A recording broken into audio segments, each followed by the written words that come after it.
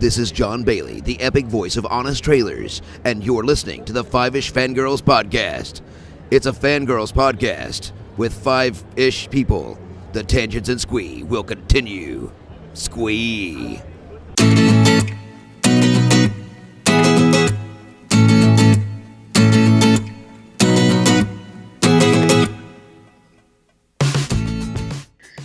The tangents and squee continue all the way to episode 184 of the Five-ish Fangirls podcast.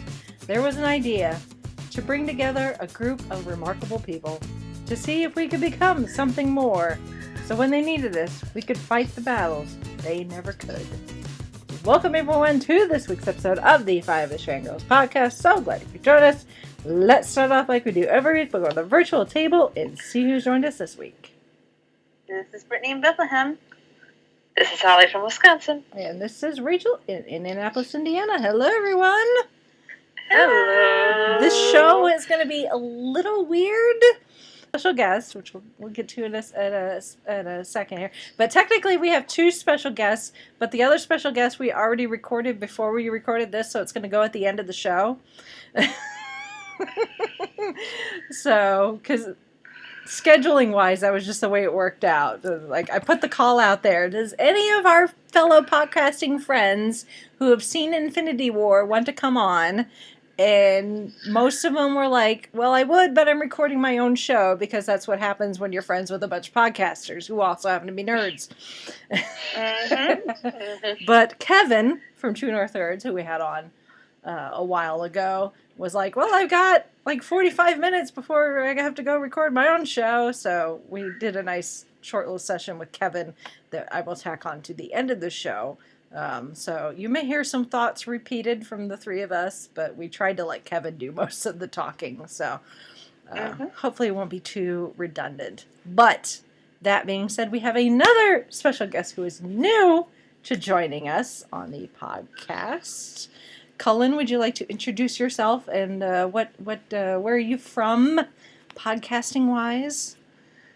I'm Cullen Bricker. I am from the podcast Cult Cinema Cavalcade, where we take a different cult, bizarre, odd B-movie, whatever you want to call it, and we just take an episode and we just go through it and talk about it and try to figure out what the heck happened and what we watched. Ooh. Yeah. And I should say they're the award-winning Cult Cinema Cavalcade, because you guys won two awards at the Podcast City Awards at PopCon last year. Two-time award-winning. Get it right, so don't do it at all.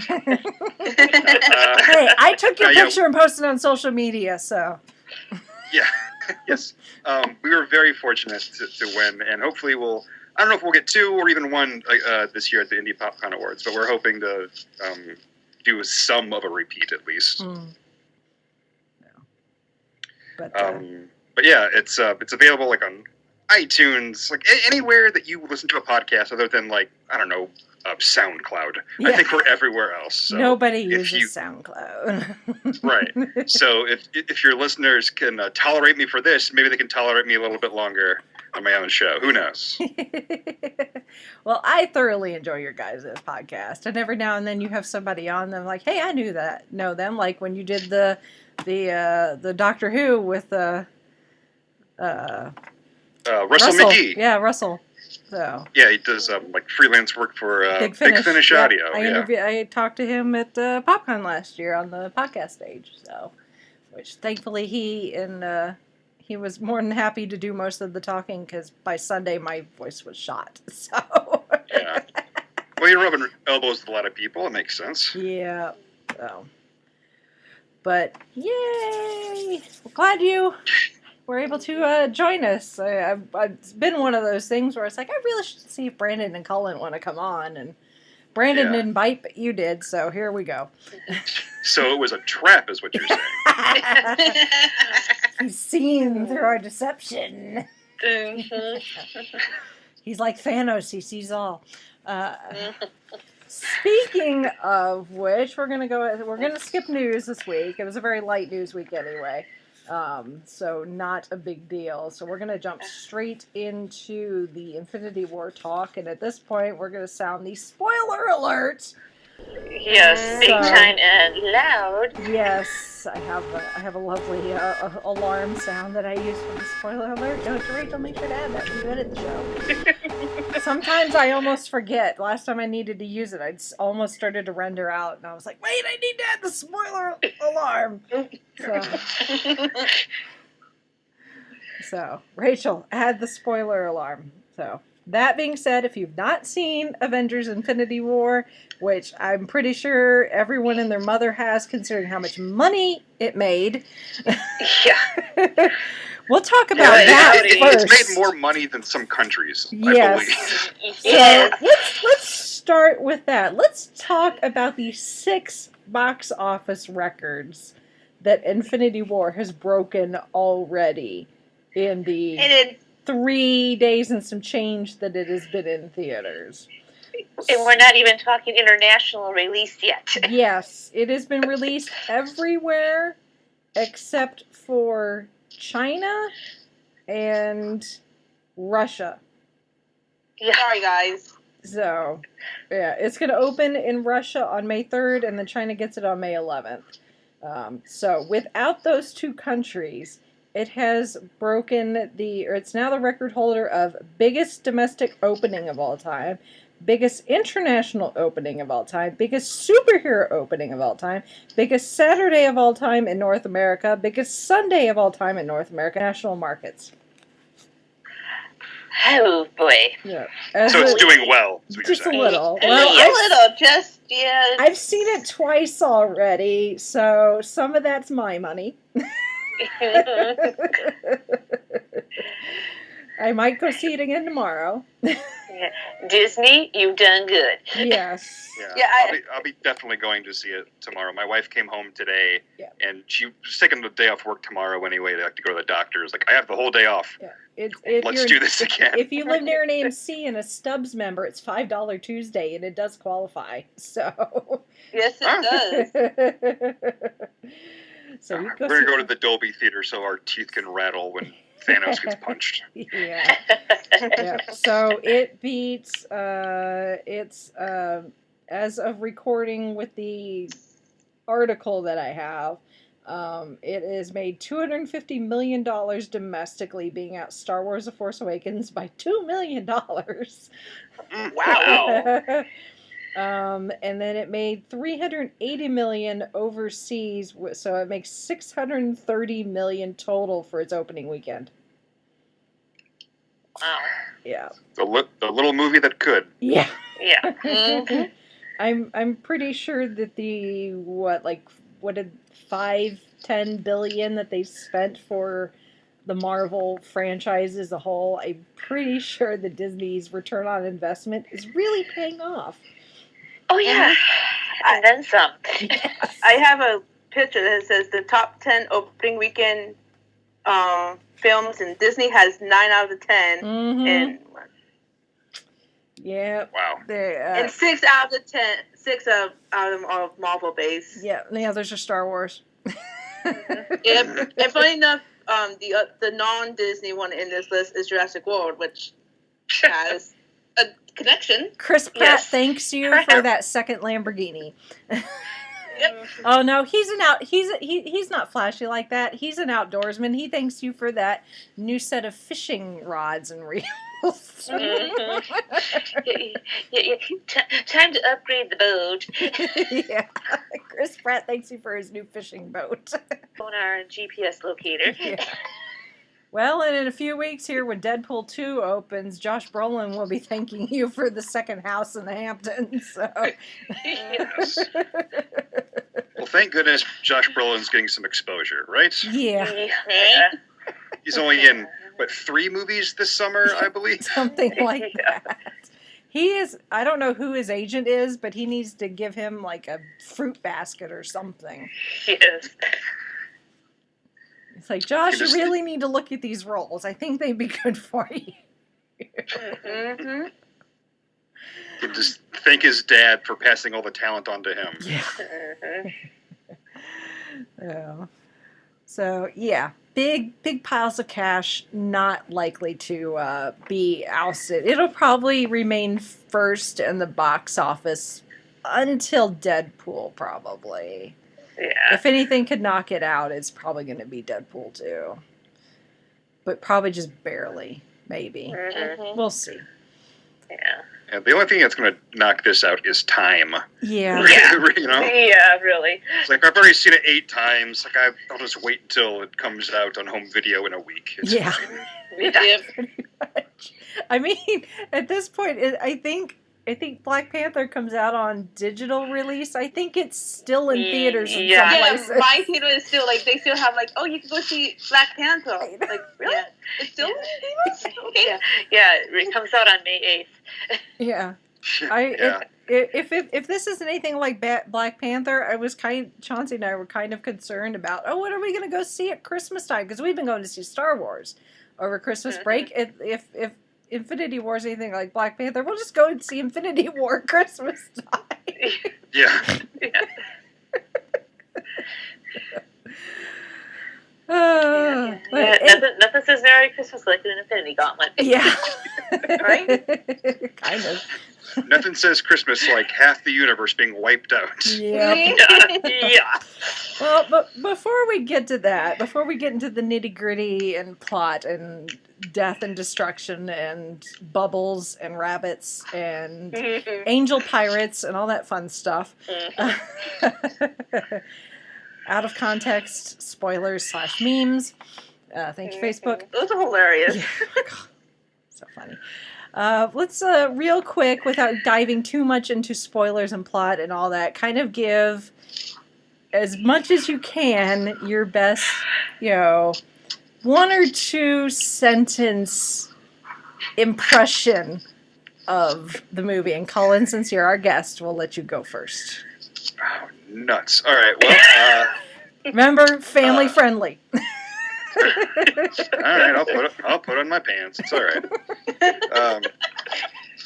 Well, it's audio, so it doesn't matter. Anyway, yeah, I thought it was great because I have a heartbeat, and I've been watching these movies for 10 years. I think they spent a great amount of time on every character because this thing has got 30 main characters, and man, I think they did it really well. In a movie like this, it would be really, really easy to neglect some of the characters, and they really, I think everyone got a good amount of time. So I recommend it, I guess. I don't. I mean, it was really good. It felt like it was 10 years of build up as paid off. The frustrating about some of the other Marvel movies is you keep seeing Thanos, but it's like, okay, why are you important? Great, and he showed up oh well, now I'm aware of Thanos because I read comics and such. But, a lot of the movie-going audience may not. So as far as they know, there's just some big purple guy that is really into jewelry. And he's coming to Earth, apparently. But no, I think that's wonderful. Slam dunk. What about you folks? We're all speechless. I got quiet for the payoff was worth it. I loved the character, the team ups that you wouldn't expect worked. Good amount of comedy, action, but just the deep breath at the end of what did I just see? Are my eyes playing tricks on me? Do I need to pinch myself? Did this actually just happen? Oh, yes, it did. Mm-hmm. And how long do we have to wait till the next movie? A year. Yeah, I know. And we thought waiting a week for cliffhangers of our shows were bad. Yeah. Yes. Yeah. That is putting it mildly. Yeah.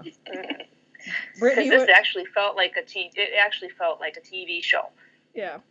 With the pacing. Yeah. Mm-hmm. It felt like a lot of B stories just kind of woven together, and it worked. It doesn't seem like it should, but it does work. Mm-hmm. Yeah. Brittany, what about you?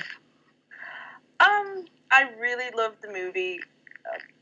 had the feels like I had a delayed reaction with like I was getting teary eye, but then like when I got out to my car, walked into my car, I started crying. It was really good. So I have to admit I was not prepared. I thought I was. Yeah. This was definitely like I went into it expecting the worst, and we kind of got the worst, but to actually happen and see it actually play out was just kind of I've seen it twice, like I said, and when I saw the first time Thursday night, as we were milling out of the theater and everybody's, talking a bazillion miles an hour about what we just saw, and I kind of walked out of the theater doors and the folks, were waving us by like, hey, have a good evening, and I'm like, I need therapy. Those were the words that came out of my mouth as I left the theaters. I need therapy.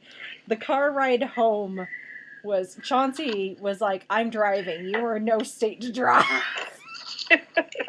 Thank you, sweetheart. Yeah, I don't know what my blood pressure was, but I'm sure it was, elevated because my heart was just hammering in my chest. And I woke up next day, and my back from like the shoulders down was just sore. Because I was tense the entire time. I don't think my back touched the chair for more than 5 minutes the entire evening that I was in my seat. At most. I'd felt like I'd gone toe-to-toe with Thanos the next day. Because walking out of the movie theater for me with everybody else that walked out, it was just quiet because there were people waiting to come in, and we were just like, yeah.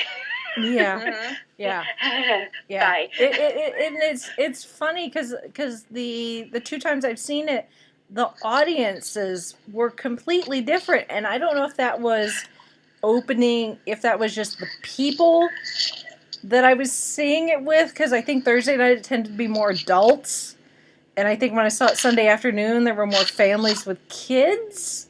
If that had anything to do with it, but it's like, when I saw it Thursday night, people were laughing at the jokes and they were cheering, when something amazing would happen. Thor shows up with his new hammer in Wakanda and everybody's like, yeah, and, people gasped when something, shocking happened, and it got to the end of the movie and the post-credit scene and people clapped because they were excited for what the post-credit scene means, which we'll get to that. And the Sunday crowd was just, it was quiet pretty much the entire movie. The gal next to me was pretty responsive, just like me. She'd be like, oh no, she'd be towards the end. I started crying. I could tell she started crying because I'd see out of my periphery, her hands wiping the tears from her eyes. I handed her a napkin just silently, and she grabbed it. She's like, thanks. I'm like, you're welcome, girlfriend. And we sat there and just cried, dabbing our eyes with our napkins. And we get to the post-credit, and the lights come on, and people are just kind of looking at each other like, I don't get it. I don't get the reference. And I'm like yelling at them like, okay, go to Wikipedia, go to the Marvel Wiki, and go read up on this particular character. So, go do your homework, people, because you obviously are living under a rock. there were a few choice words when they saw Thanos will return. Yeah. That card. We weren't. They were. The rest of the people in the night theater weren't expecting that. They were expecting something a little more. Besides that. So it was a weird dichotomy of 2 different crowds, and it's the exact same movie. And it was packed crowds for both screenings, but just the reactions were just so drastically different that especially the second time, the lack of reaction just kind of took me by surprise. Well, you also live in Indiana, and Well, so do my you. understanding is Indiana is the most apathetic state in the United States. That's been my experience. Well, There's just something about the environment where we just don't know how to express joy. It has to be an extreme circumstance. And this should have been an extreme circumstance for those people, but apparently it wasn't enough. yeah, I'd like to chalk it up to shock and numbness, maybe. So, because at least that means they felt something. They just, it was frozen. But who knows? We'll see when I go to see it again what kind of reaction get out of the people. I will probably cry again. This is going to be one of those movies where I'm going to cry at certain scenes no matter how many times I see this movie. There's some movies that are like that. Where no matter how often I see it, I'm like that with Lord of the Rings at the end of Return of the King after Aragorn's coronation, and they walk up to the hobbits and they start to bow, and he's like, "No, my friends, you bow to no one," and everyone bows. And I'm like, ah! Yeah, every time. I think there was water pouring out of my eyes for about a third of this movie. Yeah. Yeah, pretty much like I don't know what the exact time code is, but there's a certain point, and from that point forward, I'm like, yeah, no, there go the waterworks. Not gonna end. Not gonna end. So, we'll get to that. Thankfully, we were in the theater where it was loud, because otherwise, you would just hear me saying, "No, yeah. no." Yeah, yeah. There are a lot of people doing their best Luke Skywalker impression from Empire Strikes Back. Yeah. No, it's not possible.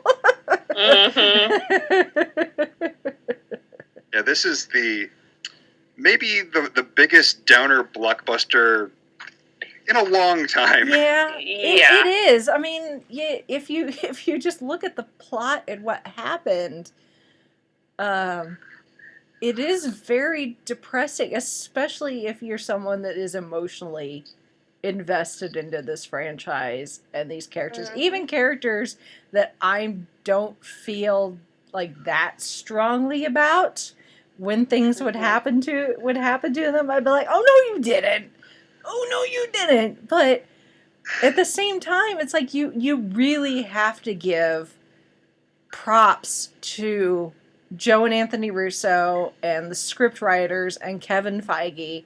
This is the culmination of 10 years of movie making and continuity building and pulling from the comics and building this cinematic universe on a scale that has never been done before in the history of cinema. And I mean, this is the big one. I mean, this is Thanos. This is the Infinity Gauntlet. It was go big or don't bother to make a movie at all. Yeah. And that's exactly what we got. Whether we like it or not. I liked it. Oh, I did too. I'm pro Infinity War. Oh yeah, me absolutely. I mean, for as much as I like the movie, it's just right now with everything in limbo for a lot of characters, where we don't know what's going to happen, how they're going to continue this story. Because there were YouTube videos and that sort of thing, and people even before the movie came out, speculating how the plot might go, and what would happen for what we're calling Avengers 4, because it's still untitled, regardless of what rumors and articles you may see posted on the social medias. Do not take those as the Bible until we get an official announcement from Kevin Feige and Marvel and all that. Whatever you see as far as titles for the next movie, ignore. But for Avengers 4, there were some people who thought this movie would be kind of its own thing and it would end, and then Avengers 4 would kind of pick up and start the new phase. And now we know that's not the case. This really is going to be a two-parter. Mm-hmm. I mean, they left us on a cliffhanger. They sure did. A year-long wait cliffhanger. There are some people that they're looking for something to complain about, and that's what they're complaining about. Yeah. But, and I want to say, like, it's the first part of a two-part story. If you watch a TV show and it says to be continued, you don't go like, oh, it wasn't, everything wasn't wrapped up. Like, yeah, because it's the first part of the two-part story. Yeah. You dum-dum. Yeah. Exactly. Like, we're all Doctor Who fans. How many two-parters did we have? Not last season, but Jenna Coleman's last season, where there were multiple two-parters. Yeah. It's like Too many to count. A lot of two-parters. So we're kind of used to it. And considering, what's probably going to need to be done to quote-unquote fix everything is, if you're a Doctor Who fan, it's going to, they'll be like, oh yeah, it's going to be some wibbly-wobbly, timey-wimey stuff going on, I think, to fix things. So, and I think we tiptoed around the meat of everything here. So let's jump into the plots with all the spoilers and the feels and everything. And first off, I think them calling this Avengers Infinity War is kind of a misnomer. This really should have been called Thanos, I'm here to destroy your soul. Yes. Yes. Yeah. Please join the club to hate me. Yeah. Mm-hmm. Welcome to the I Hate Thanos Club. Yes. Oh, This meeting is Come now join in the line. session.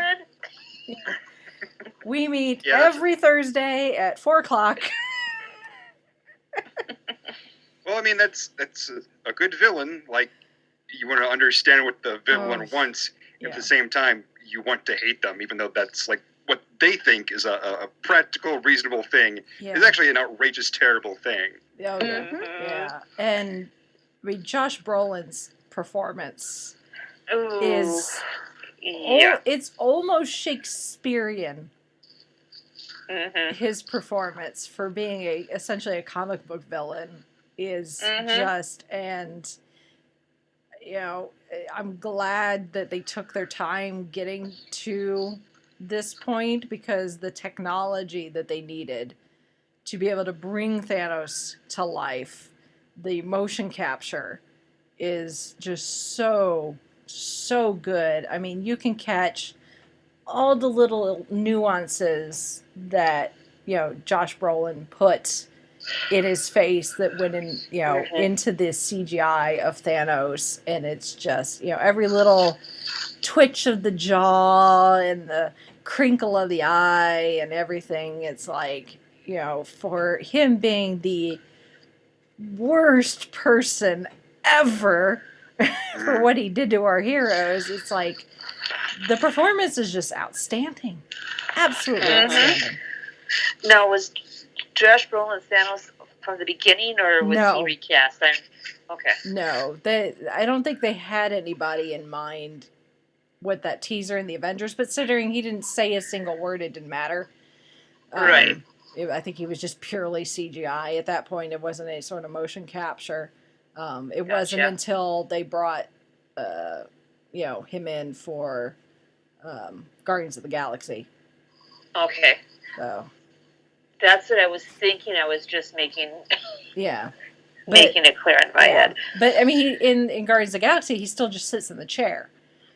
Right. So it was still minimal work compared to what he did for this movie. Although, if you caught any of the cast last week when they were doing all the late night talk shows and everything, I think it was when they were on Kimmel, whatever night it was that Josh Brolin was there.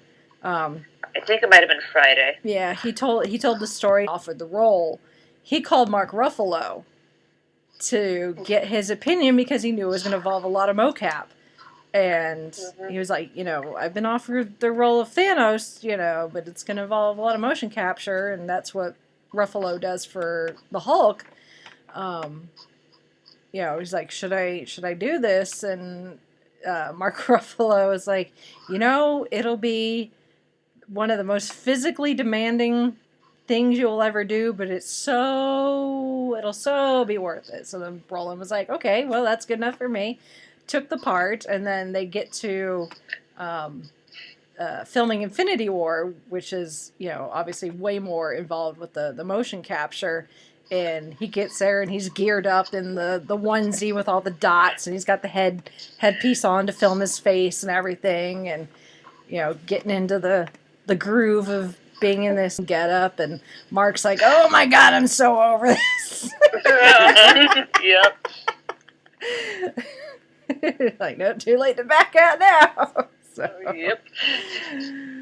I think it'd be pretty hard for anyone to say, no, I don't want to be featured as the main villain that was building up for 10 years. Yeah. And one of the most anticipated movies, unless they thought they were really wrong for the role, turning that down. Yeah. Yeah, absolutely. Yeah. But this was definitely Thanos' movie. This was not about the Avengers. I mean, obviously the cast is huge. We've got so many characters that we already know, and some people could complain about, well, we got these characters teamed up, but they only got, even Banner, when Banner comes back to Earth and they're trying to catch him up on the Civil War and everything, and they have to really go over it real quickly, because at this point, people that are going to this movie, I think they were assuming that the core audience is going to be people that have been keeping up with the storylines. They know where these characters have been, what they've been doing, what their personalities are like, what their dynamics between their different teams are. So they don't spend a lot of time rehashing the last 10 years of plot, which is good, because the movie's already long. Yeah, like if they did that, it'd be a 4-hour movie. Which I would watch. Yeah, me too. There would be an extended cut for this. As long as they give a 20-minute break for intermission, we'd be good. Yeah. Like you did in the older days with the musicals. Yeah. Intermission. Act 2. Yeah. Like, I would like the extended cut for this movie, please. Thank you. Por favor. They just don't put any CG on Thanos for that stuff, though. It's just Josh Brolin walking around in the suit. It would be the first Deadpool trailer. Right.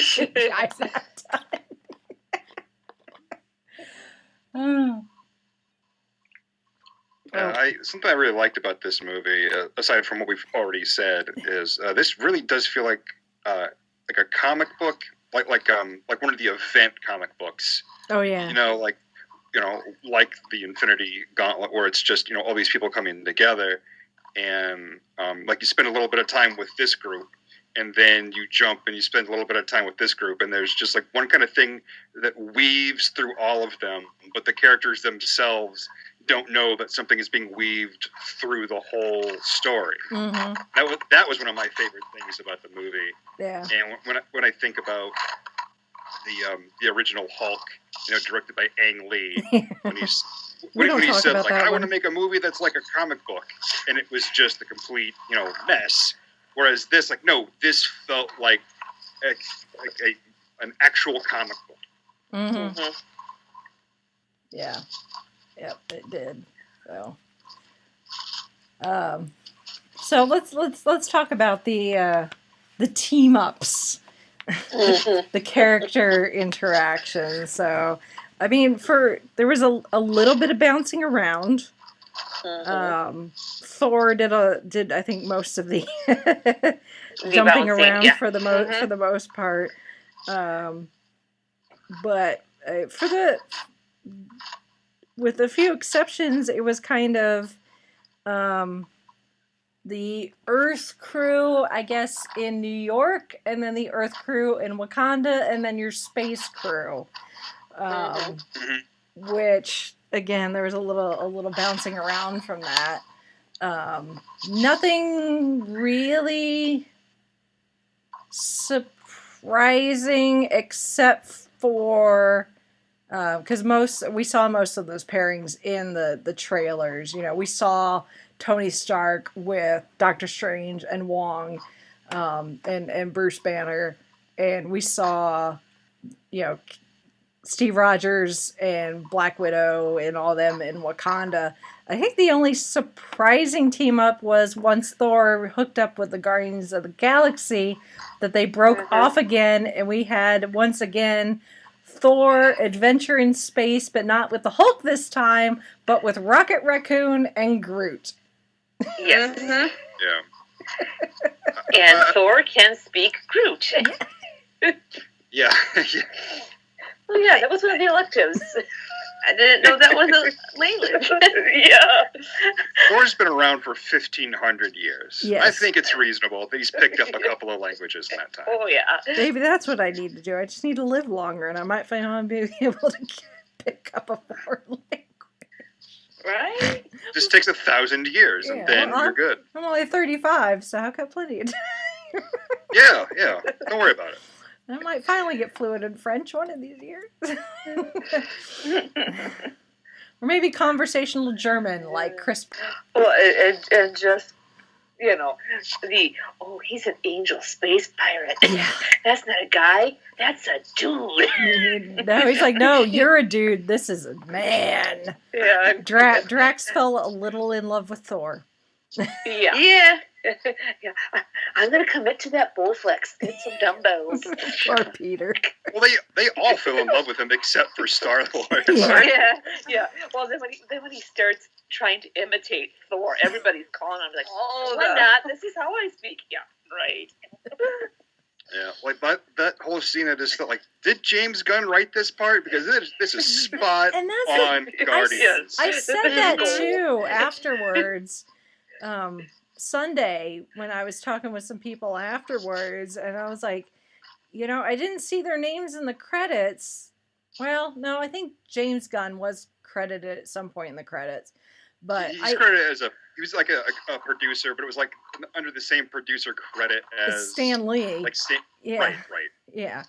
But I almost wonder if, like, James Gunn and Ryan Coogler did not have some input as far as... Because, I mean, James Gunn has been the one instrumental with developing that more funny Guardians of the Galaxy, and then Ryan Coogler did Black Panther, which has its own feel to it, yet, you know, whoever, the scriptwriters and the Russo brothers did a really good job at making sure that those voices that we recognize distinctly as Guardians of the Galaxy or Black Panther or Iron Man, that they kept those voices while still making sure that the whole thing is cohesive.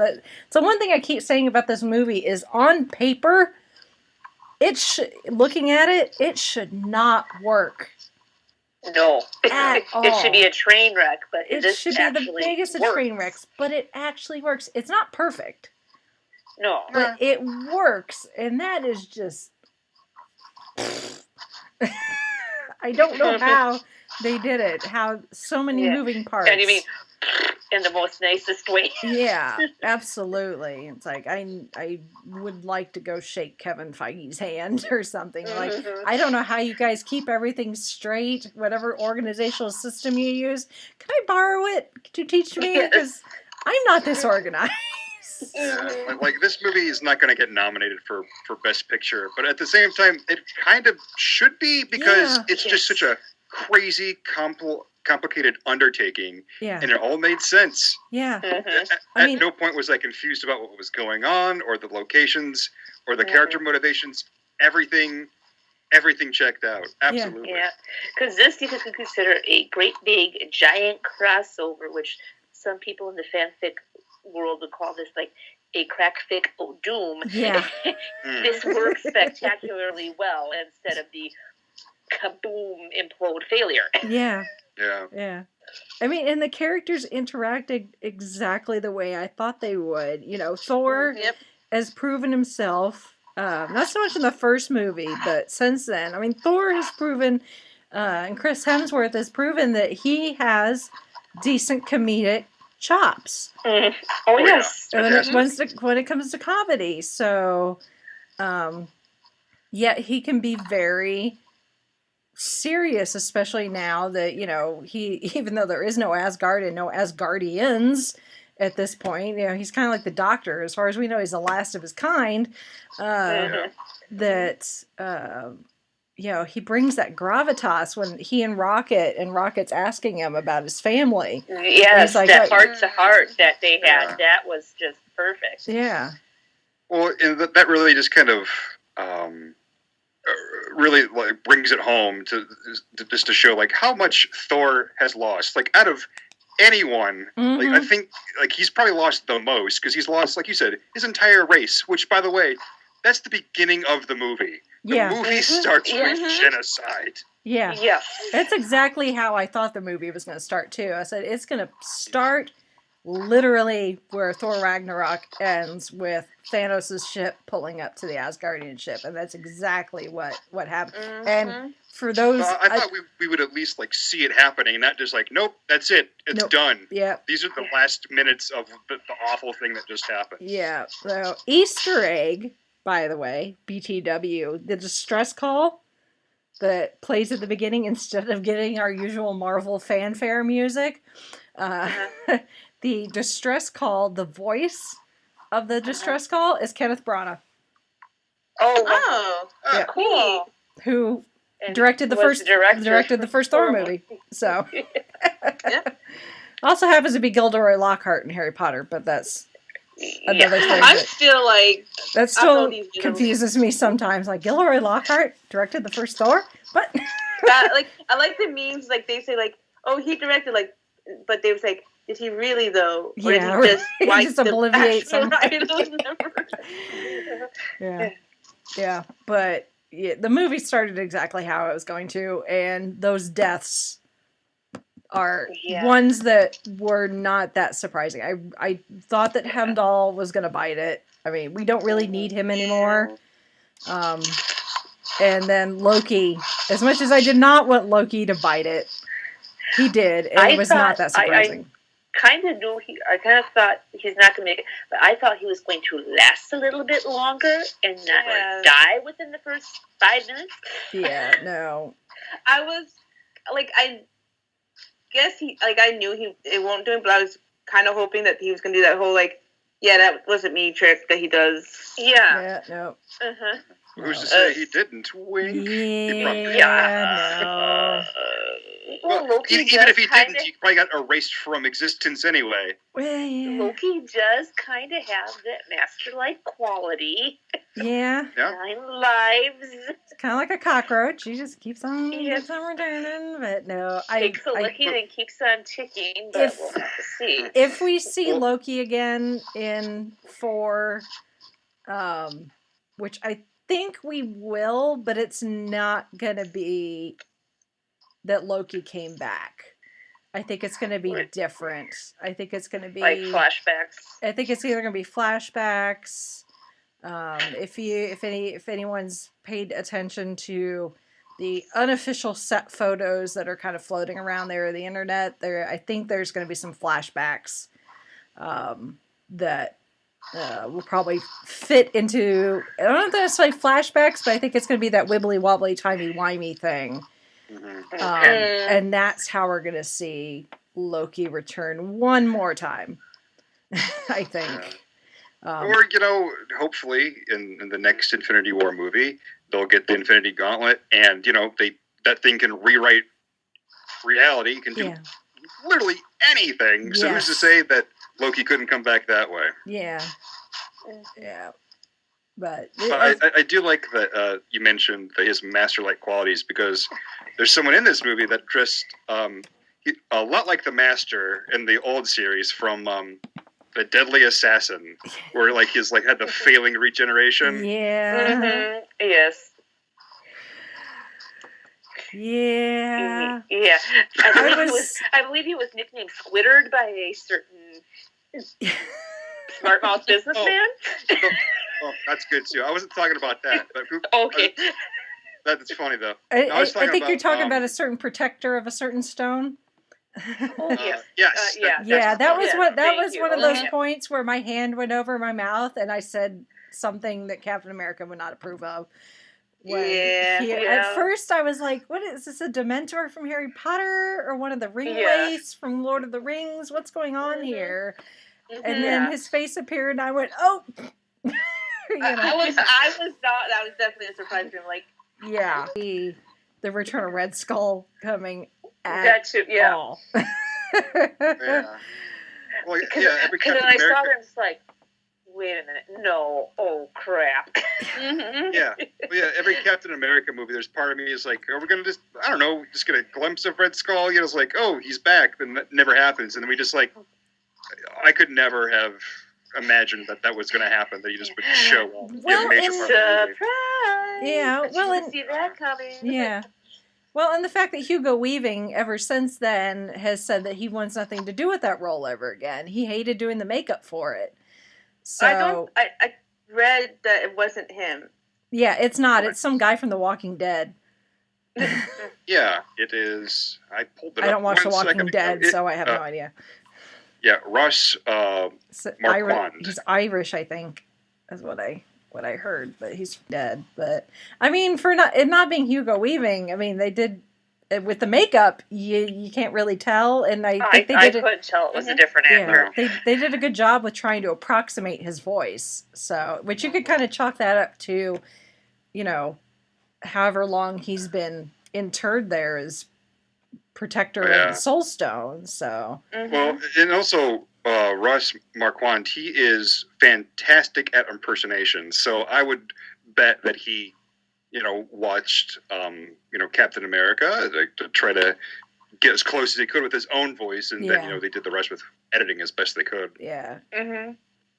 Yeah, because I mean, he's Irish, but Hugo Weaving is Not. doing a German accent. So, Yeah. so like, eh. But yeah, no, I did not see the return of Red Skull at all. Yeah. But Like, I mean, that's like the second biggest shock in the movie, I think, other than the last 10 minutes. yeah. Yeah. Well, I didn't necessarily see Gamora's death coming either until Red Skull was like, it requires a sacrifice. And even before he explained a soul for soul, the minute he said sacrifice, I'm like, oh no. Oh, Yeah, no, I think no, she's toast. No. That was one of those where it's like, I'm not that emotionally tied to you, but I know Peter Quill is. Yeah. I like Gamora, but I was more upset over Quill's reactions. Yeah. Well, but then too, I was thinking, the way that Thanos pitted Gamora and Nebula, I was, thinking, well, maybe he'll grab Nebula out of Snapper, from wherever she is. No, because he doesn't love her. He doesn't love Nebula. I mean, we saw that in the first Guardians, where it's obvious that Gamora is his favorite. He is his favorite daughter. As much as she hates him, he loves her, and Nebula is just kind of an afterthought, I think. Yeah. Oh. And how crazy is it that we got to see, like, Thanos, I should say get to see, like, we were, like, all waiting for it, but that we saw, like, Thanos cry over that decision. Because because at that point it's clear, like, oh, no, he does, this seemingly heartless space monster actually can feel love. Like, that's even scarier than before. Well, even that flashback, too, when he's, when his home planet, and him giving Gamora the knife, and then him kind of gently turning her face away so she doesn't see what happens. It's like, okay, I can kind of buy you as a caring father, but now no Father of the Year award for you. Privilege is rescinded. I guess he loves the universe more or something. I don't know. Yeah. I did enjoy the kind of flashbacks to them demolishing Gamora's people, and Thanos taking her, and the girl that plays young Gamora is just adorable. Oh, I know. Yeah. And must have the patience beyond a child of her age to be able to do the makeup. Sit in a chair and do to the sit makeup. still for that long to get applied. Oh boy. Yeah. Oh. They probably pumped her full of NyQuil. That's what I would do. Or maybe they Benadryl. maybe they went the spray tan booth option, and instead of spraying her the tan, we're gonna spray a green. Yeah. Done and done. Yeah. Don't touch your face at all, and we'll be fine. Yeah. Yeah. No food, no drink until we're done, and go to town. They starved a child to make this movie. That's dedication to your art. I don't know. I'm just privy to the behind the scenes. Yeah. Let's see. What else as far as team ups? Oh, well, I mean, for me, this has been, well, not that long because his solo movie is not that old, but almost a couple years waiting to finally see Tony Stark and Doctor Strange together. And the snark was there. It was everything I hoped it would be. Yes. That was fantastic. Yeah, I love that it's two guys that are like you said, super snarky, and they're arguably like the best at what they do. And they're just, but they're but Tony is just so about science. And he's like, magic, whatever, that's dumb. You can clearly tell that's how he is. And then in strolls this guy is like, no, I can like reach other dimensions and stuff with magic. And like screw your science. This is what works. Wizard. Okay, yeah. Yep. Yeah, and he kept calling him a wizard. Yeah, that was fantastic. That's just Tony Stark for you. He's just, And the ego would never fully deflated, no matter how many pegs he's been knocked down. There's just a little bajillion-dollar company like Stark Industries that just a little bit of ego. Yeah. It was great. There were so many times where you could see the look on Tony's face of like, oh, geez, I have to work with these people. Yes. Insert the gif of Scar. Yeah. I am surrounded by idiots. Like Peter's like the closest to him mentally, and he's like this 15-year-old kid is the closest thing I have to a mental counterpart. Here, let me break it down to you, kid. Go after the wizard. Yeah. Well, and Tony's got to work with the Guardians, except for Rocket and Groot and Gamora, and arguably they're not the brightest team. They're very nice and they're very loyal, but they're not terribly bright. No. Yeah, especially Mantis' line, what do you guys do? Yeah, and completely butchers the kick names and take ass. And just the look on Tony's face is just priceless. The entire theater just cracked up for like a minute after that. He just looks at he's clearly thinking like, this is an uphill battle. We have to fight the most deadliest thing in the universe with the Three Stooges. Great. Oh yeah, but the Drax had some good scenes, especially when Star-Lord and Gamora are kind of having their heart to heart. Oh yeah. Like, I'm invisible. Yeah, I'm invisible. I should have been staying there for an hour. Or yeah, like how did they miss him? They were in the same room. He's obstructed by nothing. Yes, exactly. Yeah, big dude. Yeah. There's nothing small about Drax. No. So maybe he can. Maybe he does have invisibility because no one saw him. Yeah. Until he started eating again. That's what ruined the effect, is he got hungry. Yeah. If he hadn't gotten hungry, then he would have been fine. He could have stood there for forever.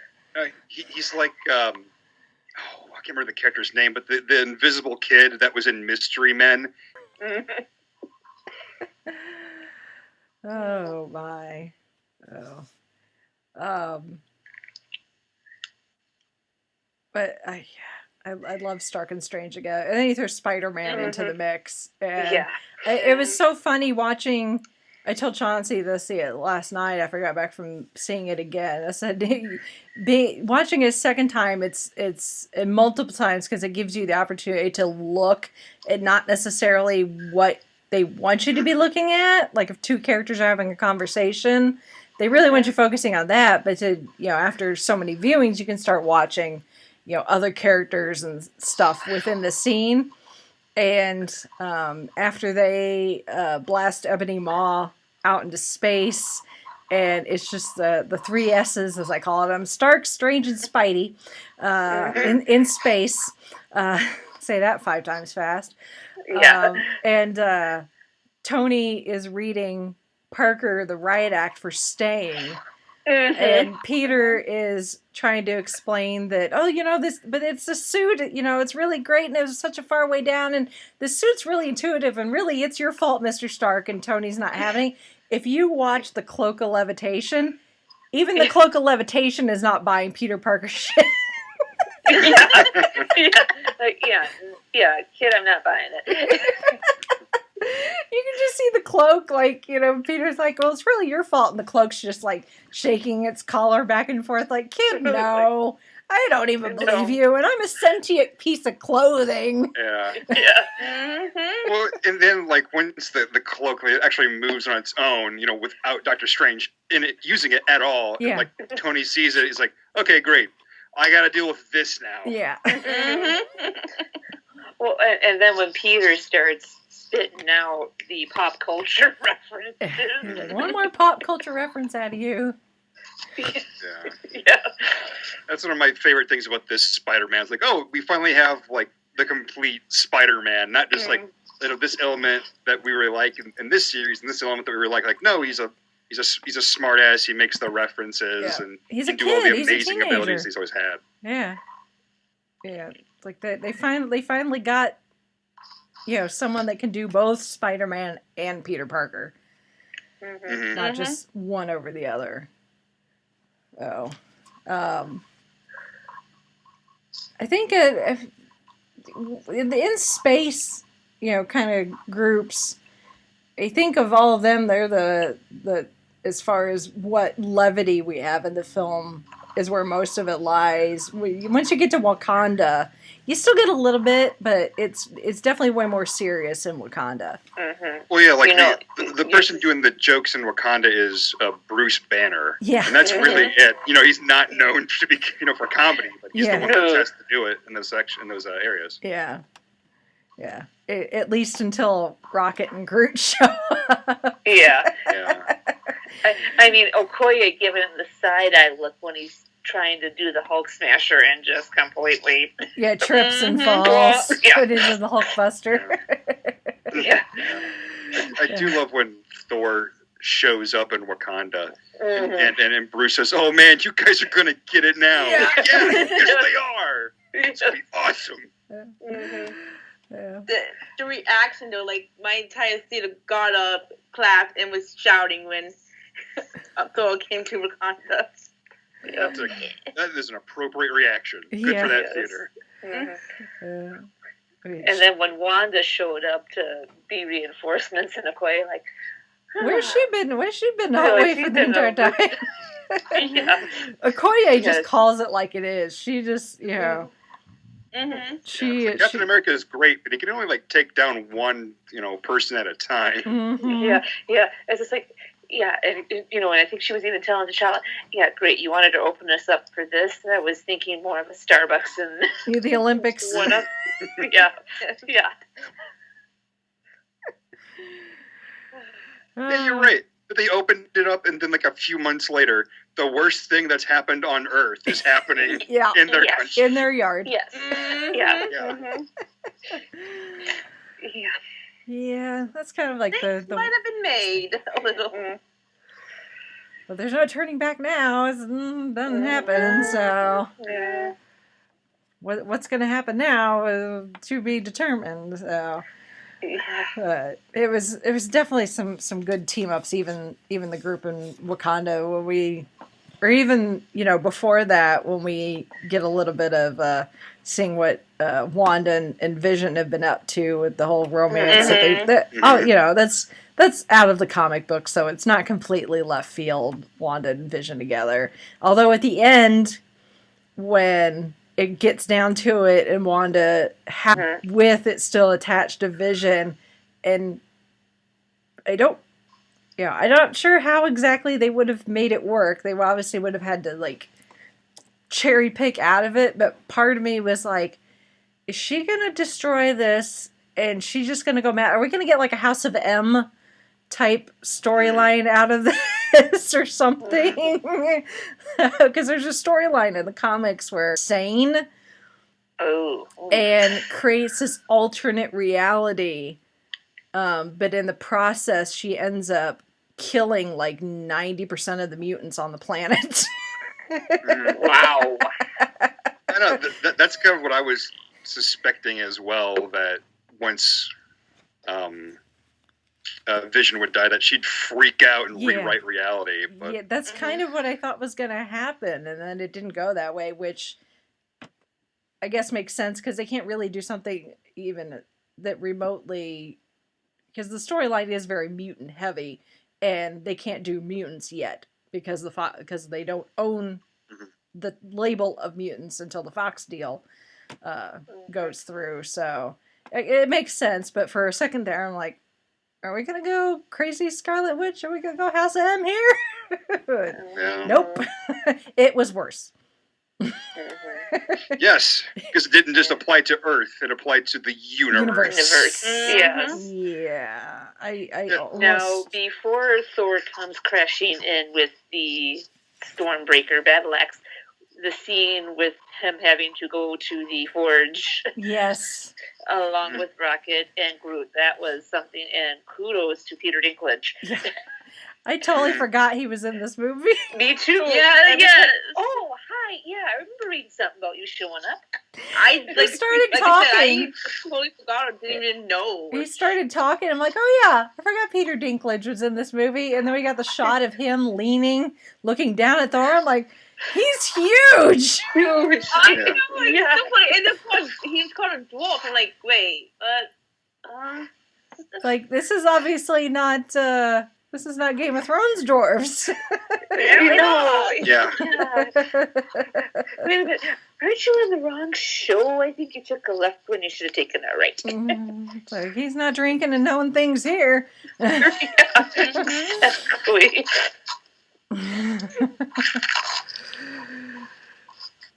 But I like the whole thing, like the whole, it would kill you. Unless only I if die. Yeah, that's what killing you. Just the Thor's just he's something else. Something else. Oh, he's fantastic. He said like only if I die, like, and he went into that like that's all right. Like if I don't do this, we're all probably gonna die anyway. So it's got to get done. Yeah. Mm-hmm. And how indestructible is Thor? I mean, how long can an Asgardian last in space with? Yeah, they do play it very fast and loose with the atmosphere out in space, except for when the circle thing is taking off with Spider-Man attached before he gets the Iron Spider suit and he's running out of oxygen. Oxygen does not seem to be an issue either at the Forge or even on Titan. Yeah. Yeah. And thank goodness no one got any kind of alien disease. Yeah. Peter Parker did not have any eggs implanted in him. Yeah, Right. That That was awesome. Yes.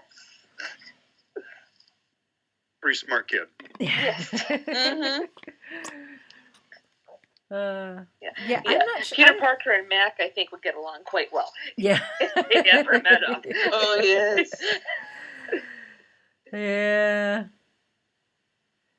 I don't know how indestructible Thor is. I mean, Yeah.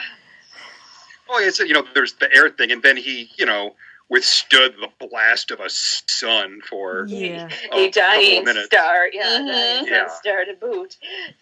He was looking like a marshmallow that had been kept in the campfire just a little too long. Too long. Yeah. Yeah. Oh, but good for Groot stepping up and setting aside his little video game for 2 seconds Seconds. Yes.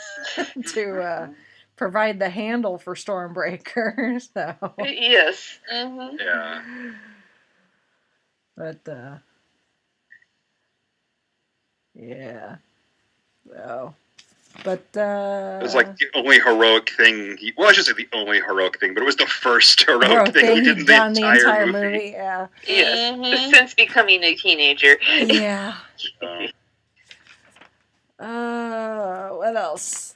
Oh, what else do we have? I mean, let's get the team ups. I mean, we obviously with when we finally see Wanda and Vision together, and then they get rescued by. I've been calling them the Rogues. mhm. Cap and Sam and Natasha. Which as soon as that train was going by and they all stopped and looked, I'm like, it's Steve. I said to Chauncey, I'm like, it's Steve. It's Steve. It's Steve. Mhm. I was like, oh, and So- it's Sam too. And there's Natasha. Yeah. Mhm. It's like I don't know about you folks, but when I was watching it, you could like feel the excitement in the crowd because, like you said, Mhm. like everyone knew it was Captain America. It's like here it is, like this is what's gonna happen. Yes, do it, do it. Mhm. And he did it. It was awesome. They came, they saw, Well, they kicked butt. hmm Well, and then kudos to Rhodey when he was on the phone with Ross and, Steve and company winds up showing up, and then Rhodey just goes, swipe. There's a court martial. Mm-hmm. Rhodey doesn't care though. Nope. He does not care at all, which is good. So we've got all these amazing team ups, but at the end of the day, the overall plot of this particular film is the Infinity Stones, and Thanos's drive to collect them, because up to this point he's had other people try to collect them for him, and it failed. So we finally is it Age of Ultron? Is that where he's like, fine, I'll do it myself? I think it's Age of Ultron. I think so. Yeah.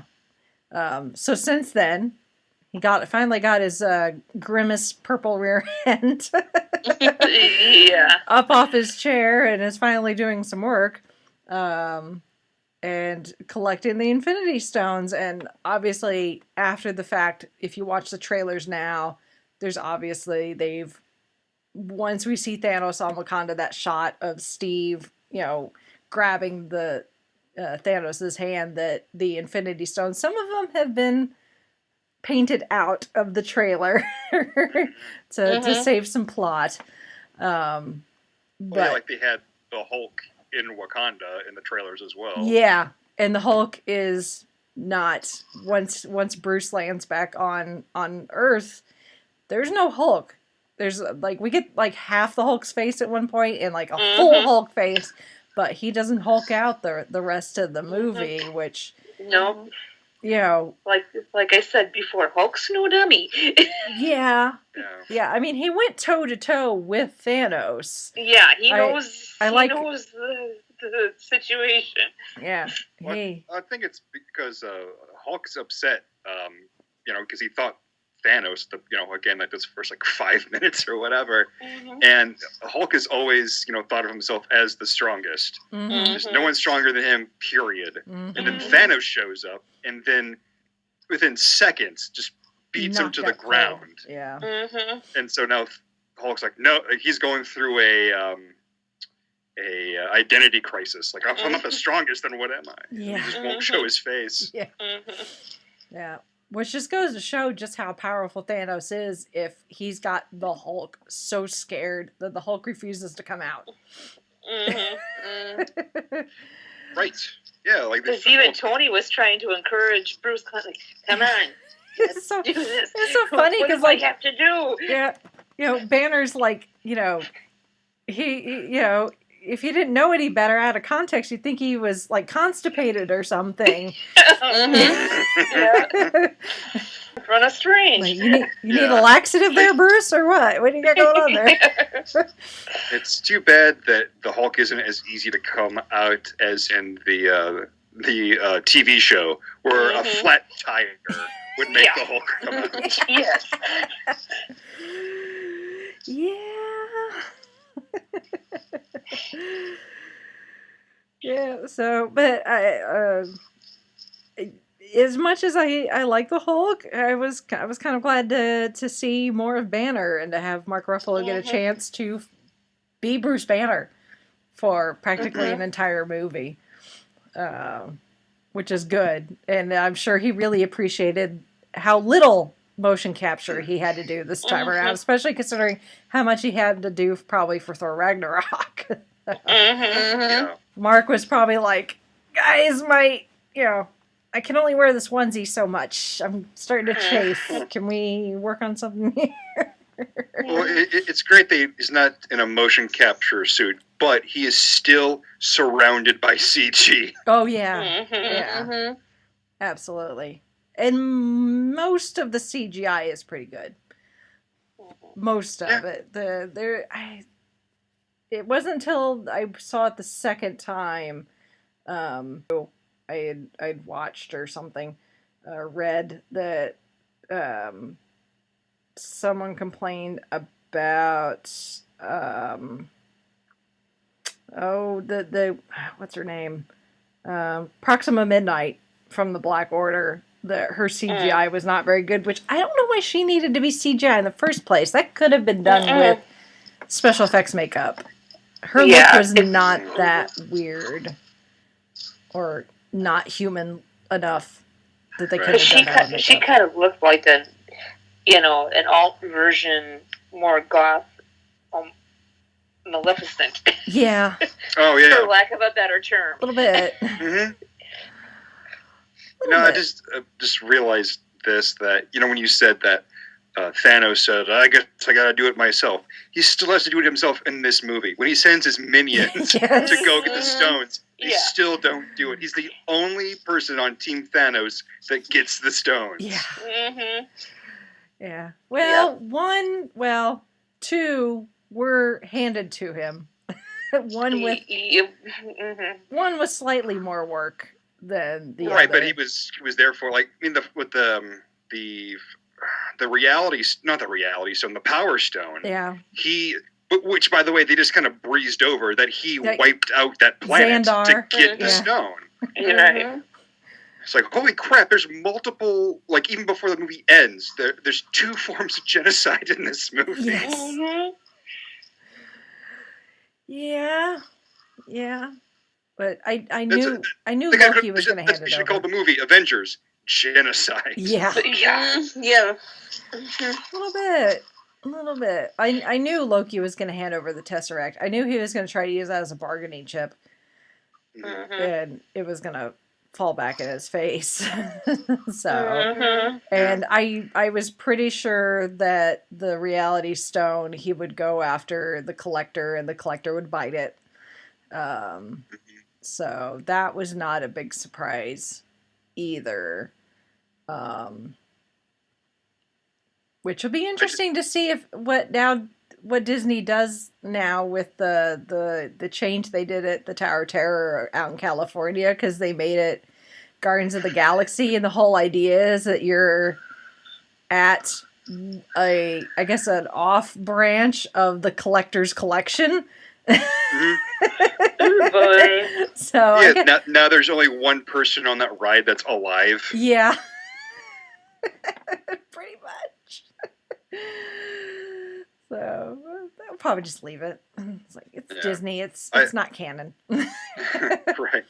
Speaking of the Collector, I don't know whether you saw this or not, or any of you saw this, but in the collector's collection room, Tobias Funke from Arrested Development is there.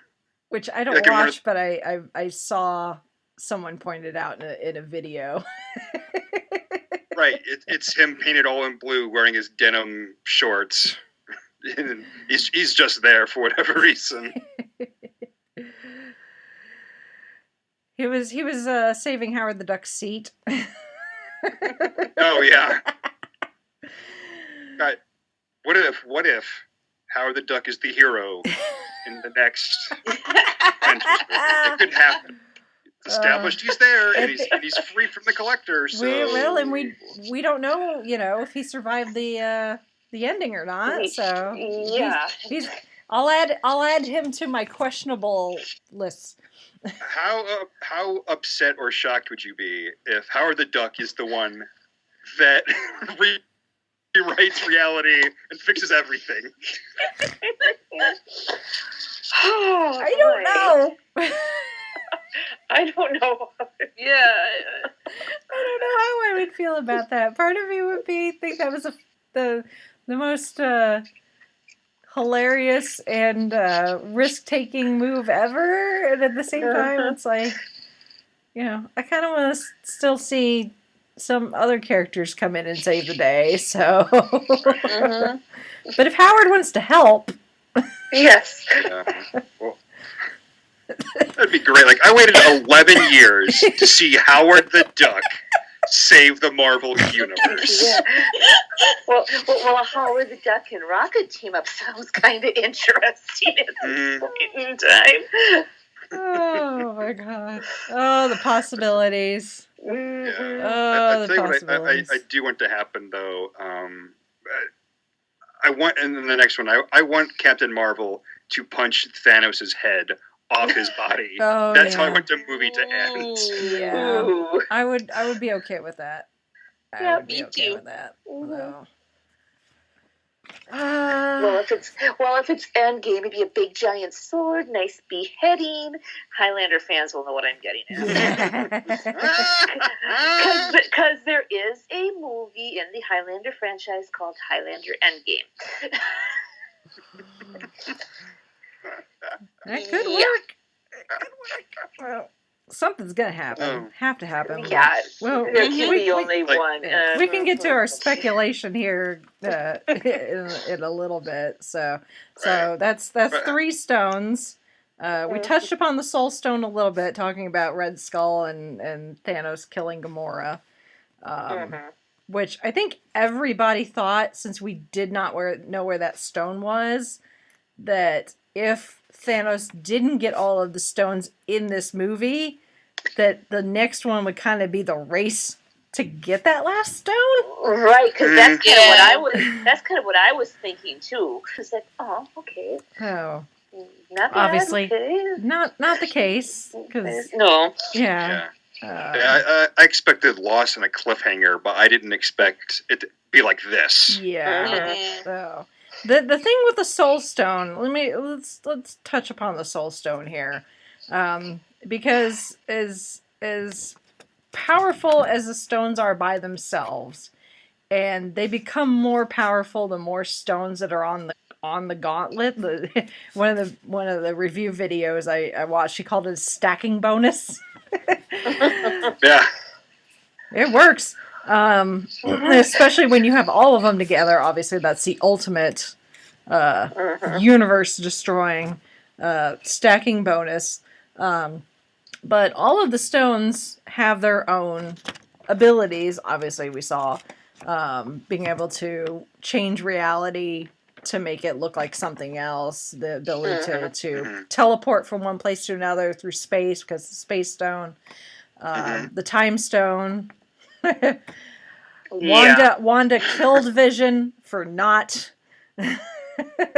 Ended up, she went through that emotional agony of being the one to destroy Vision, and it ended up not mattering at all. Yeah. Yeah. But the Soul Stone is the stone that I think going forward, besides I think the Time Stone, Because, again, I think we're going to get some wibbly-wobbly, timey-wimey, and obviously the time stone. That's kind of important for that. If we're going to get time travel, is the soul stone, I think, is going to be the other stone that's going to be the most important going forward. Well, I'd like to figure out what the heck it does. Like, all of the other stuff, like, well, The soul stone in the comics contains the souls of certain people because there is an entirely unique realm that resides inside of it. Mm-hmm. In the comics, in at least some of the comics, it is Adam Warlock that goes in between reality, the rest of the world, and the soul realm, or the soul universe, whatever you call it. We'll call it the soul realm, I guess. I don't think we're going to see Adam Warlock in 4. I know he was teased at the end of Guardians 2, but I don't think that's going to happen. Well, you saying that makes me think that Captain Marvel is in that stone. Exactly. She is the combination of there being that realm within that stone, and I think that is where Thanos went after he did the finger snap and he sees little Gamora. Gamora's soul is in that realm, and that's what he was seeing, and I don't think he realizes that's where he was for that short time, and essentially her soul was kind of judging him, like, you got what you wanted, what did it cost you? To kind of remind him that, you paid a price for getting what you wanted. But because that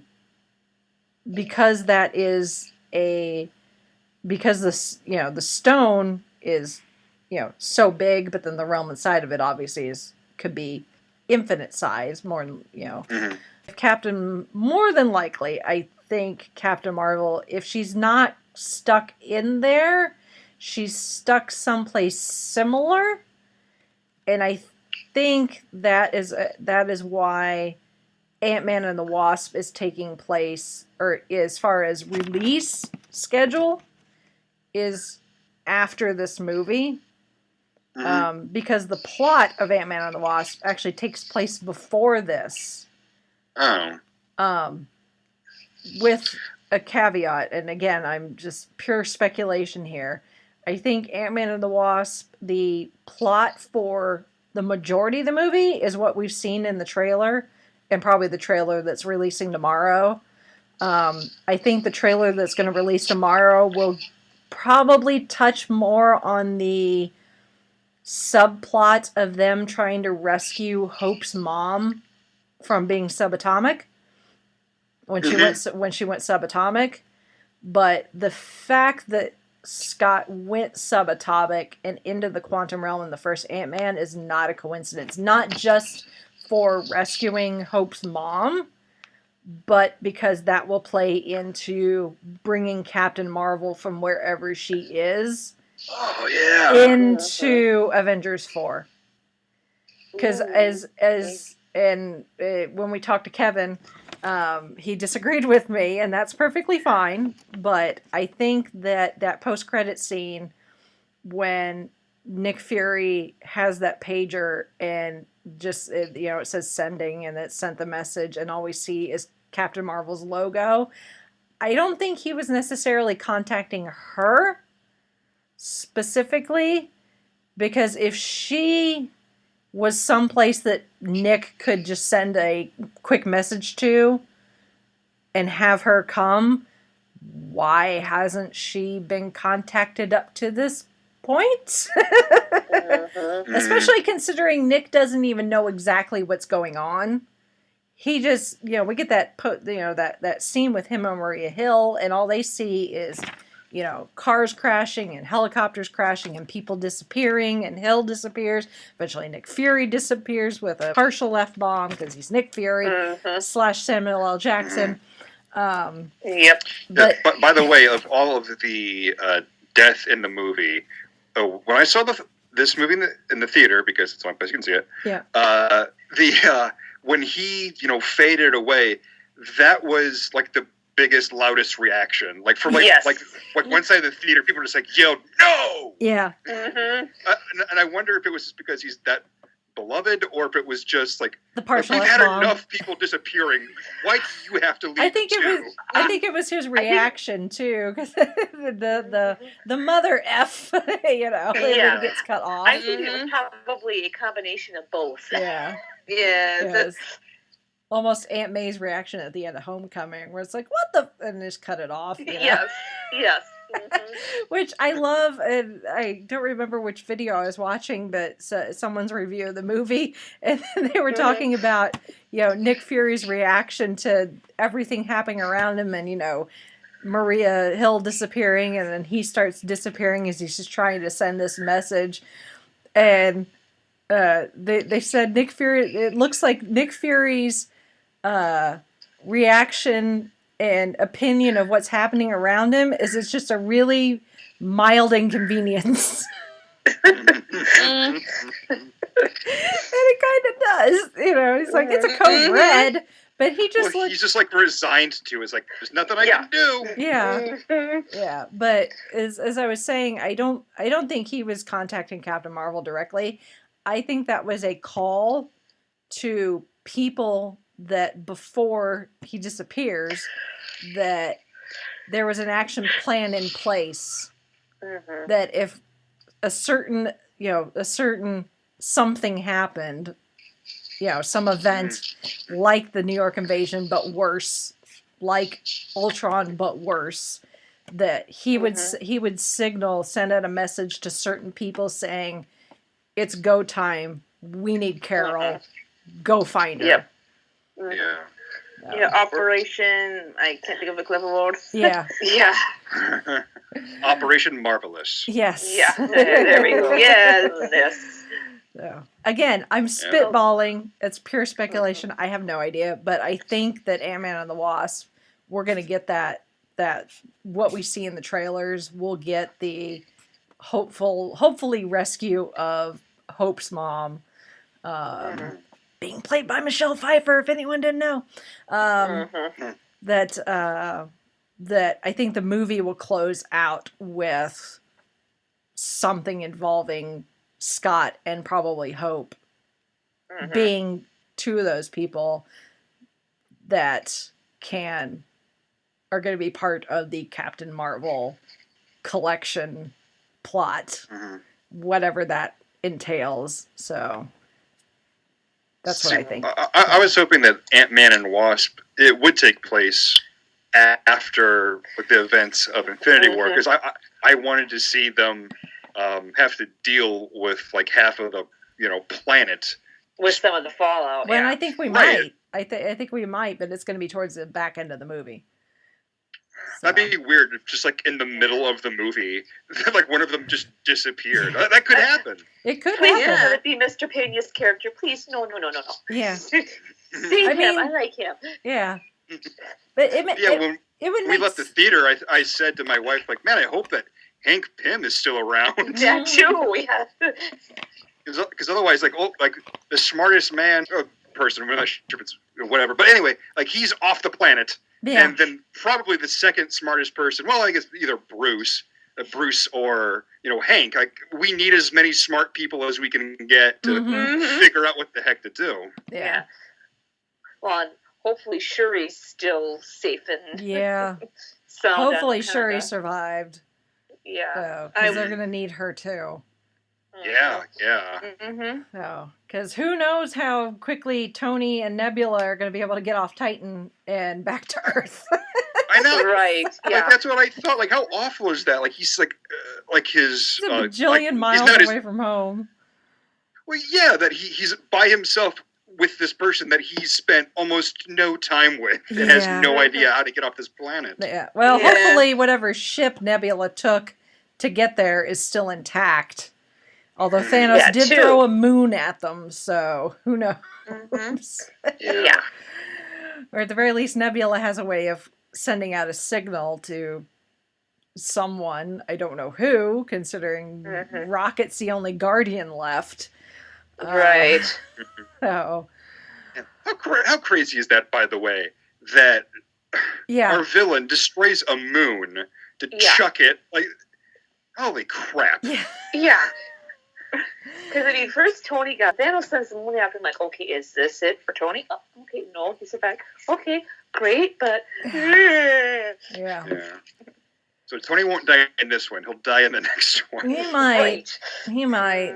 And that's it's either going to be Tony or Cap. Yeah. Or both. Because I think the only way, even with bringing Captain Marvel into it, as powerful as she is, and if you don't know anything about her, go to the interwebs and read up on Carol Danvers, because just reading her character description, you're like, ooh, she is a badass! Yeah. And Thanos she is is in trouble. rated as the most powerful being in the Marvel universe, at least in the comics. She is stupid amazing, it sounds like, and I'm glad she's on our side. Hopefully. Yeah. But please don't be a Hydra double agent. Please don't be a Hydra double agent. Nah. Oh no. Worst thing is I'm just spitballing and crossing fingers and. Well, no, I still need to do some interwebs research. So yeah, I don't think she'll be a Hydra operative. The worst thing is she'd be a Skrull replacement Skrull, and that's not actually her. That's not good either. Yeah. I'm calling it now. The people that save the day in the next one is going to be Captain Marvel, Red Skull, and Howard the Duck. That is quite the interesting trio there.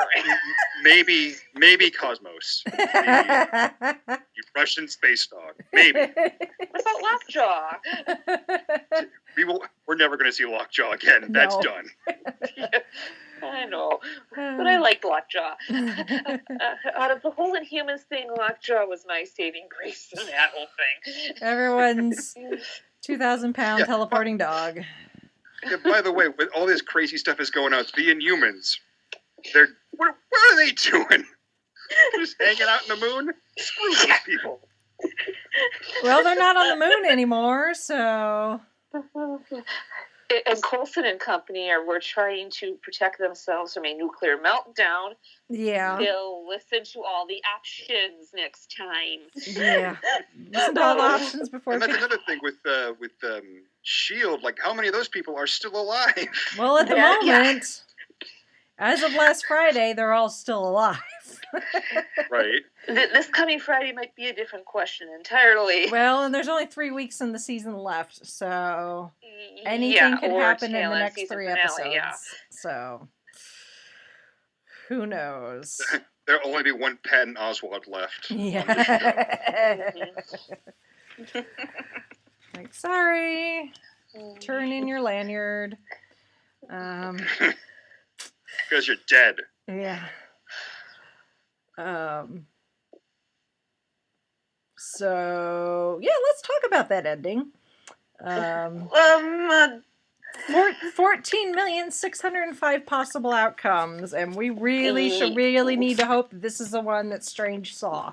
That they actually win. Yeah. Please don't let there have been miscalculated and there were 2 more. Yeah. That somehow wiping out all these people is the best option. Yeah. Well, and you kind of have to stay any sort of optimist. You kind of have to. I mean, we don't know what Strange said to Tony after looking at those 14,605,000 possible outcomes. So what Tony knows could be more than we realize.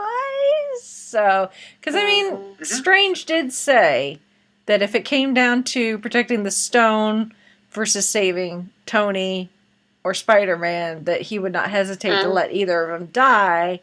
Yet, when Tony gets stabbed by Thanos, Strange offers up the Time Stone, but I don't think that was Strange taking back what he said. I think that was part of what had to happen. Right. Because somebody was saying with the theory too that, it might not be the real time. So it had to be because of it could have been a piece, but we don't. No, the gauntlet doesn't work that way. It's the whole thing. Yeah, it has to be the whole thing. It has to be intact. Mm-hmm. Has to be legit. Yeah. But I don't see, even the tense professional relationship that he and Stark eventually developed once they got on Titan, that he would give up the time stone just for the sake of saving Tony Stark's life. So I think knew exactly what he was doing. Yeah, there was more to it than just Yeah, absolutely. Because he even said before he disappeared that we're in the end game. Mm-hmm. He knows, and what Tony knows we don't know, Mm-hmm. and we won't know for a year. But keep reminding us of that. Yeah, it's gonna be a long time. I'm gonna start counting. I need to put a countdown in my app that I use to count down to stuff. That'll make the countdown to. Where's that other Blue Phantom time machine when we really need it? Yeah. Doctor, we need another doctor. Doctor. Another doctor that deals with time. Yeah. Yes. Mm-hmm. Little bit. So, but it's strange. All things considering, he kind of seemed resigned to that this was what was supposed to happen, even as people were disappearing. And he, I think, knew that he was disappearing. That he was probably still concerned that he was making the right choice to go down that one. Outcome where they would win, but how awful is that when he looks at all the outcomes and this is the one outcome, the one path he thinks will actually work, and the fact that there's only one that will work out of that many. Yeah. Well, well, and also that all right, so for this to work, I have to not be around for it, and not just not be around. I have to not exist in order for this plan to work. Yeah. Yeah. Yeah. And the fact that they got rid of so many characters is just... It makes sense. I was starting to lose it when Peter started to disappear in Tony's arms. I was like... Oh, my God. Even when Bucky... I think Bucky was the first one. Bucky was the first one. Because... When he snapped his fingers and when Thanos snapped his fingers and everything happened, I thought it was going to be like, okay, they're just gone. Yeah. Not like this gradual thing. And that's so much worse to see people that you care about just fade into nothing. Yeah, and not just Bucky comes out like, Steve, I don't feel so, and then yeah. I was like, no. Yeah. That was one pairing that did get enough screen time back together. Yeah. Oh. Yeah, but the list of those that are now no longer with us, at least for now, is just writing it out. I'm like, really? You gotta be kidding me. And Seriously? and the list of people that are left is shorter than the list of people that we know for sure don't know. Because they either weren't in this movie or they were, but we never saw one way or the other. The list is still kind of long, so, getting rid of this many people and the people that are left combined with the people that might still be left combined with Captain Marvel, Ant-Man the Wasp, and Hawkeye, the cast of heroes is gonna be bulked back up again. Yeah. Well, I think about the only Marvel characters that made it through this movie are the original Avengers. Yes. Along with hopefully Scott, but that, I can't think of anyone that wasn't otherwise an Avenger that survived. Yeah. It's the OG Avengers. We don't know I think we can assume that Hawkeye is still around. We were speculating that maybe his family will disappear, which will spur him to action. I imagine he's either still around or the next movie is going to start with him fading away. Yeah. And then we've got Rocket, who's the only Guardian of the Galaxy left, which is kind of odd when you think about it. It's like all of the Guardians of the Galaxy are gone except for the raccoon. Mm-hmm. Well, yeah, because Thanos didn't care stuff. about animals. He was only trying to, that's true. do sentient beings. Yeah, that is true. Ooh. But wait, what about? Oh, never mind. I was gonna say. Oh, never mind. I don't have a. Never mind. Ignore me. I bet that's what it's gonna be. It's gonna be Rocket. Like aside from all the silly predictions I made, I bet it will be either Captain Marvel or Rocket finishing off Thanos because it's like, hey, you made a mistake. Yeah. You overlooked me, and now you're gonna pay for it. Yeah. Mm-hmm. Yep. You killed my whole family. Prepare to die. Yeah. Oh yeah. Inigo Montoya. He will be the Inigo Montoya of the next Avengers movie. Yes. Oh, and then we've got Okoye. She's still around, and Baku, who's still around, and that's it for a Nebula. Which Nebula makes sense that we need someone who knows Thanos going into the next movie.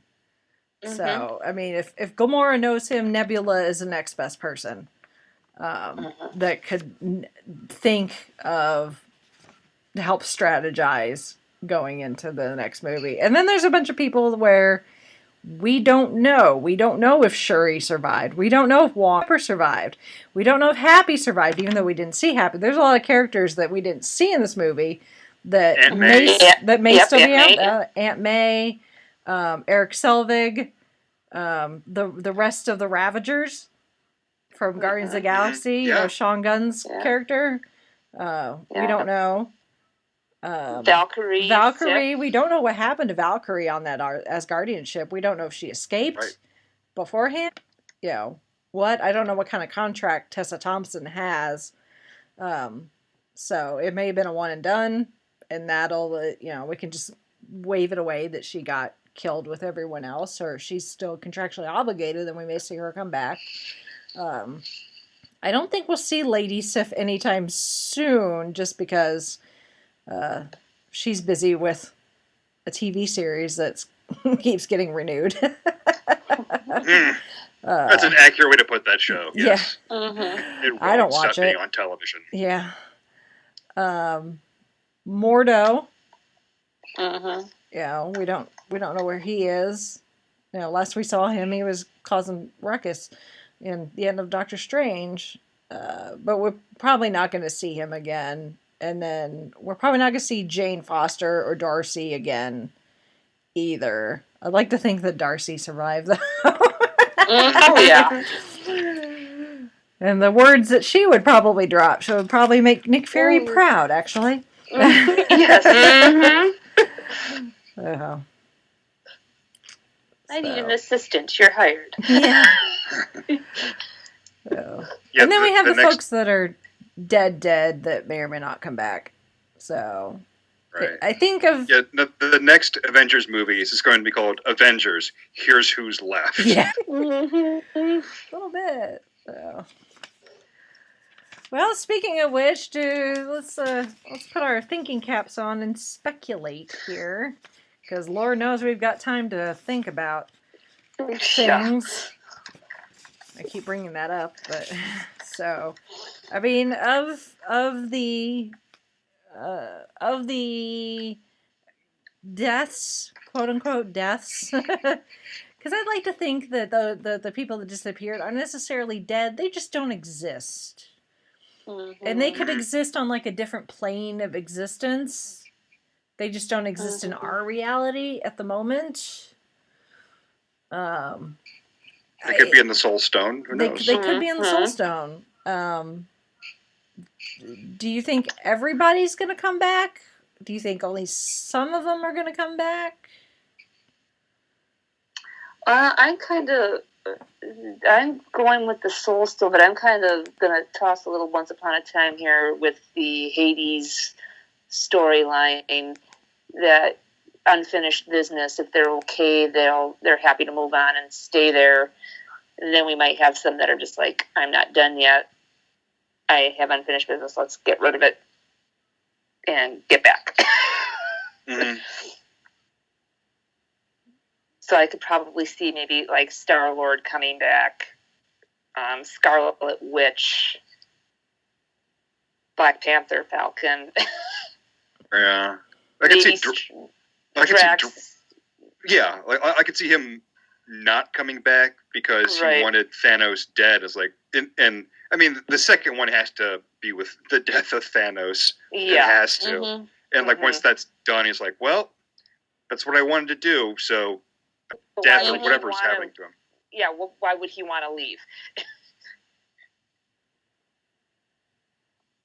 Yeah, I could kind of see that. I mean, if it's weird because it's like you can look at it at two different ways. You can look at how it might make sense plot wise, but then if you look at the real world and look at contracts that actors have, it clues you in at least a little bit. But I mean, just because someone comes back doesn't mean that they're back. Right. Is the thing. Like I said, And we may see Loki again, but I don't think it's going to be Loki back from the dead. I think it's going to be Loki somewhere else in the timeline. Well, look at how tight-lipped they were about this script. Who knows? They could be tight-lipped about contracts too now. That's true too. I mean, and we know nothing.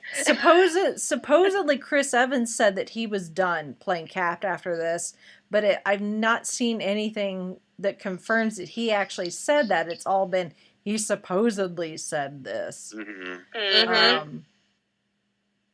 Which, if that is the case, if he actually is done, you know, if his contract is up and he's not going to renew it and sign on for any more movies, then I could see Cap being the one to die for real in the next one. I really think that because of the Soul Stone, it's such a wild card compared to the rest of the stones, and I think even you know, if it comes down to someone has to wield the Infinity Gauntlet to be able to quote unquote fix everything, I don't think it's as simple as just pulling the glove off of Thanos' big purple hand and slipping it onto your own and snapping your fingers. I think the Soul Stone is still going to require another sacrifice. And maybe this time it'll be the wearer itself. And it may be the wearer themselves, so it's going to be probably Stark or Cap that's going to sacrifice themselves so that the Soul Stone will work, so that the Gauntlet will work. And here's the thing about the Gauntlet in this movie is, you know, at the end when they're in Wakanda and Thanos is pushing down on Captain America, he is actually able to resist the strength of Thanos for a bit, and there's a look on Thanos' face like, how is this happening? So I could very easily see that. I don't know if Captain could just put on the gauntlet or whatever, but he certainly didn't have a difficult time handling it. It was a struggle to fight Thanos, but still, he could do it. Yeah. Now, I'm a little fuzzy again with the serum that Cap got injected with. Did that have some of the Power Stone in it? Or was that just Red Skull? That was just Red Skull, I think. Yes, right. Yeah. Okay, because that just kind of popped into my mind. Maybe that was why Cap was able to hold them off a bit, because of the serum. I mean, I don't know. Unless they decide to play a little bit, you know, change that rule a little bit. I don't... Let's see, because that was the Tesseract, and that was, which stone was that one? The blue one. The blue one, right. That's the space. That's space. Stone. Yeah. Space, yeah. So I don't see how Captain America would get power from. I just don't see how that would happen. And I don't think he did. Yeah. Yeah.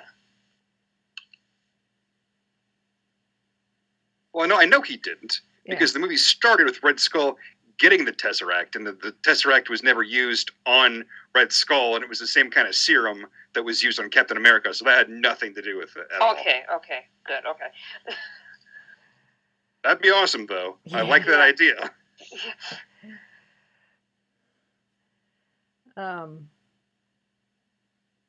Yeah, I think it's going to be Cap. I think it's going to be Cap that has to sacrifice himself to fix it. But I still think Robert Downey Jr. is walking away from being Iron Man. I think Iron Man will die. I don't think Tony Stark will.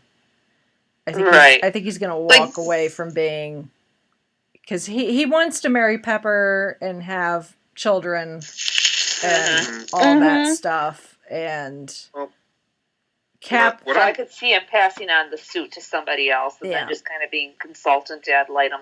Yeah. Well, that's what I'm hoping, that they make another Iron Man movie, and that's what it is. In the Marvel universe of the comics, there's been numerous times where he stopped being Iron Man, but there was one time within the past, 5 years or maybe a little bit more than that, where it's this little black girl. I don't know. Riri I don't even know if Williams. she's 13 yet. What? Riri Williams. Right, and she just made the Iron Man suit herself. Yeah, she's another genius, a young genius. She's going to MIT, super young, just like Tony did. Right, and she just took over being Iron Man. Yeah. So she what I would like Iron to see Heart, is, I think, but yeah, right, essentially but something.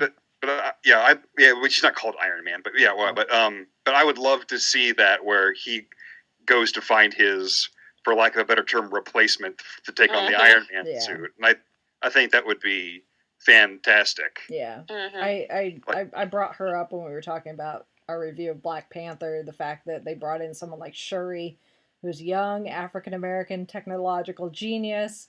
Like, if that doesn't open the door for someone like Riri Williams, I don't know what does. Well, yeah. Well, how great would it be? Like, Tony's just doing whatever in Manhattan, and then he just sees, this girl fly by. He's like, what was that? Yep, that would be awesome. I would totally be down with that.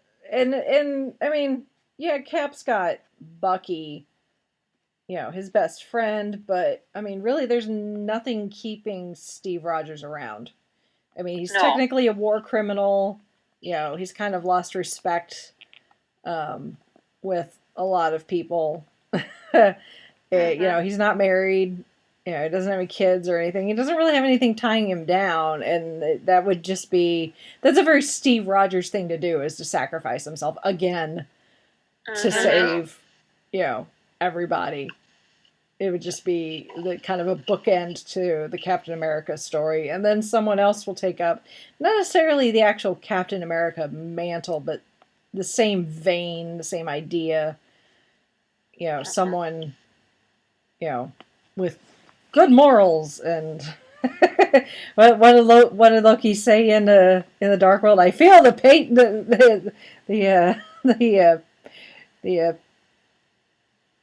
what did he say? I can't remember. He's like, I feel the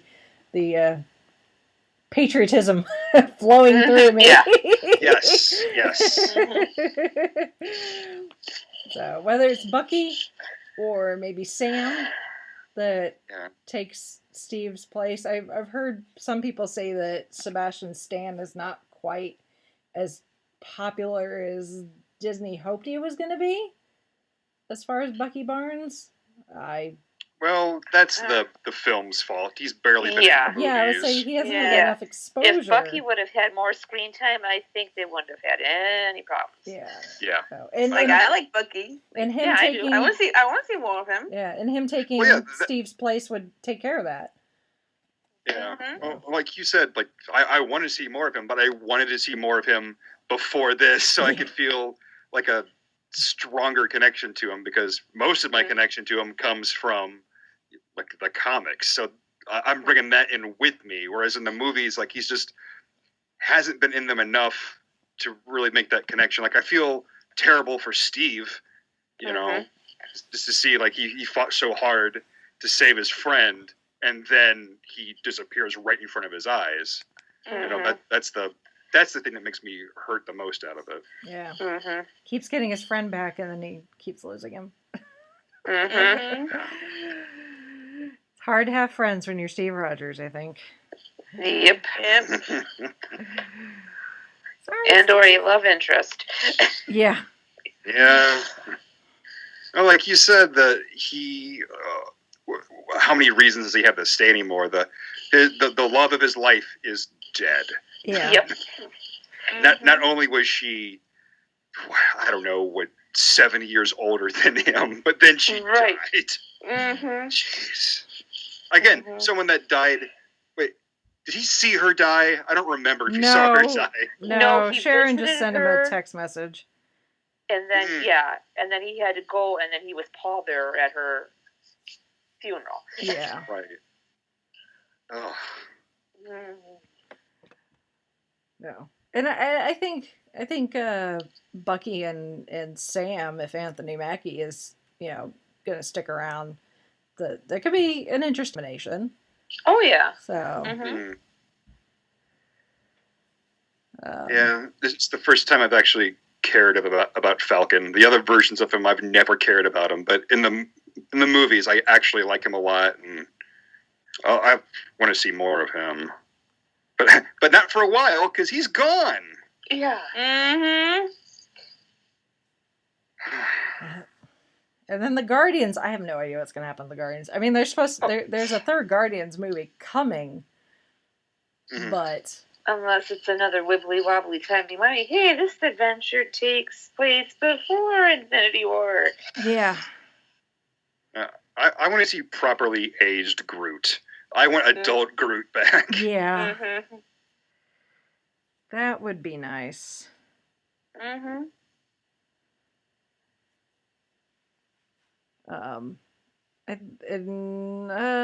see. Who else? T'Challa, definitely coming back. Disney's not going to let the Black Panther cash cow go anytime soon. So, I mean, that they couldn't have known when they filmed this movie that Black Panther was going to be as huge as it was. And, once it started making the hand over fist of cash, they were like, oops. Yeah. No. Yeah. Well, it's gotta. Bad things have to happen to feel the weight. Yeah. And ramp up the anticipation for the next one. Yeah. And then Doctor Strange, I think, will definitely come back. He better. Yeah. No, he probably got something up his sleeve. Yeah. Or cape. Yeah. I can't remember if it's confirmed or not, but isn't this supposed to be a second Doctor Strange? Well, they set up for a sequel. Yeah, definitely how the first one ended is like... Yeah, they definitely set it up for a sequel, so... I believe the only movie that they've mentioned past the sequel to Infinity War is the third Guardians movie. Other than that, I don't believe they've announced any movie takes after that. No, it's Spider-Man Homecoming sequel, which they've started production on. Oh. Okay. Well, yeah, but that's a given that he's going to come back. Yeah. They're not going to have Miles Morales come, be in the second Spider-Man movie. That's going to be down the road. Yeah. Yeah, because I think they've started... I don't think they've started filming yet. I think they've started, pre-production on the Homecoming sequel already. And Tom Holland's definitely there, so... It's all flashbacks. Yeah.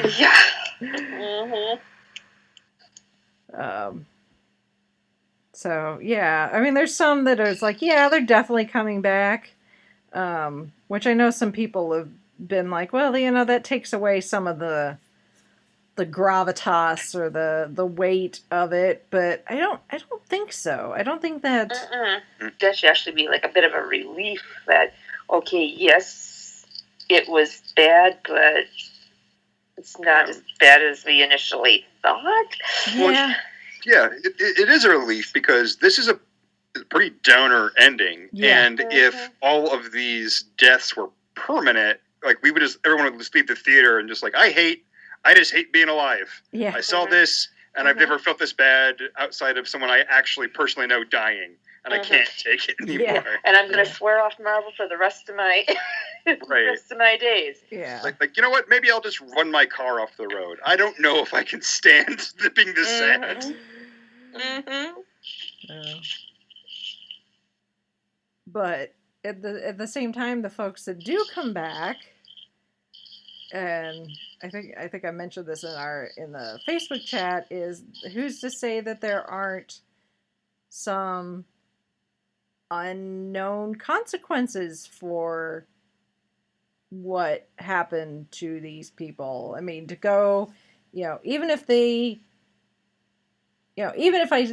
I'm right, my speculation that maybe they exist like in the soul realm or a different plane of existence or something. When those people do come back, what sort of adverse effects could there be from that? And psychologically, I mean, we saw what happened to Tony Stark after the Battle of New York. Oh yeah. Yeah. So who's to say that, if you're suddenly erased from existence and then come back, that doesn't do something to your psyche?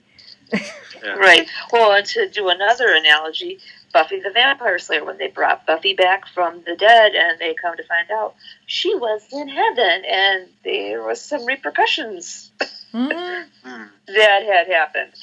That it took her some getting used to being back on the planet that we call Earth. So, it's a thinker. It's definitely a thinker.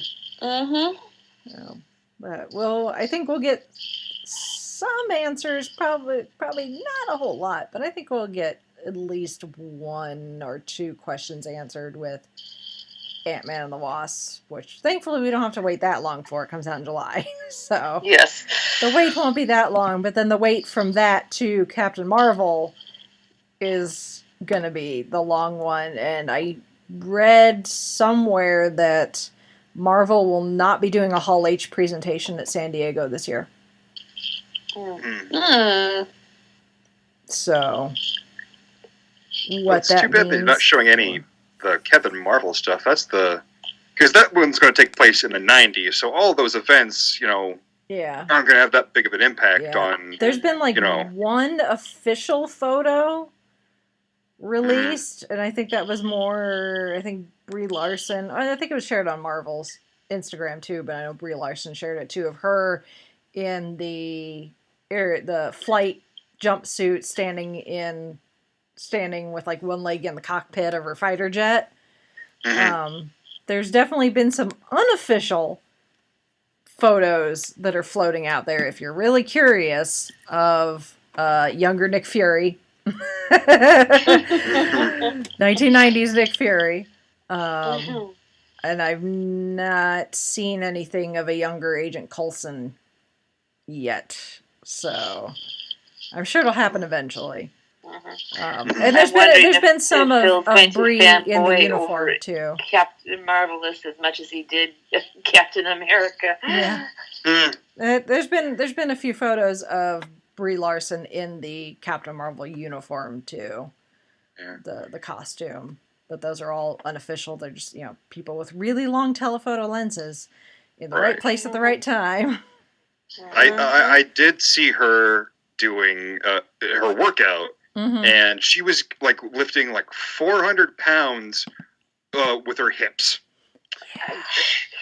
Wow. Yeah. It was more than, I think it was like 450 pounds, and she did it like 5 times and just like set it down, and she looks like rail thin. It's like I look like, bigger than her, and there's no way I could lift that much weight. It's crazy.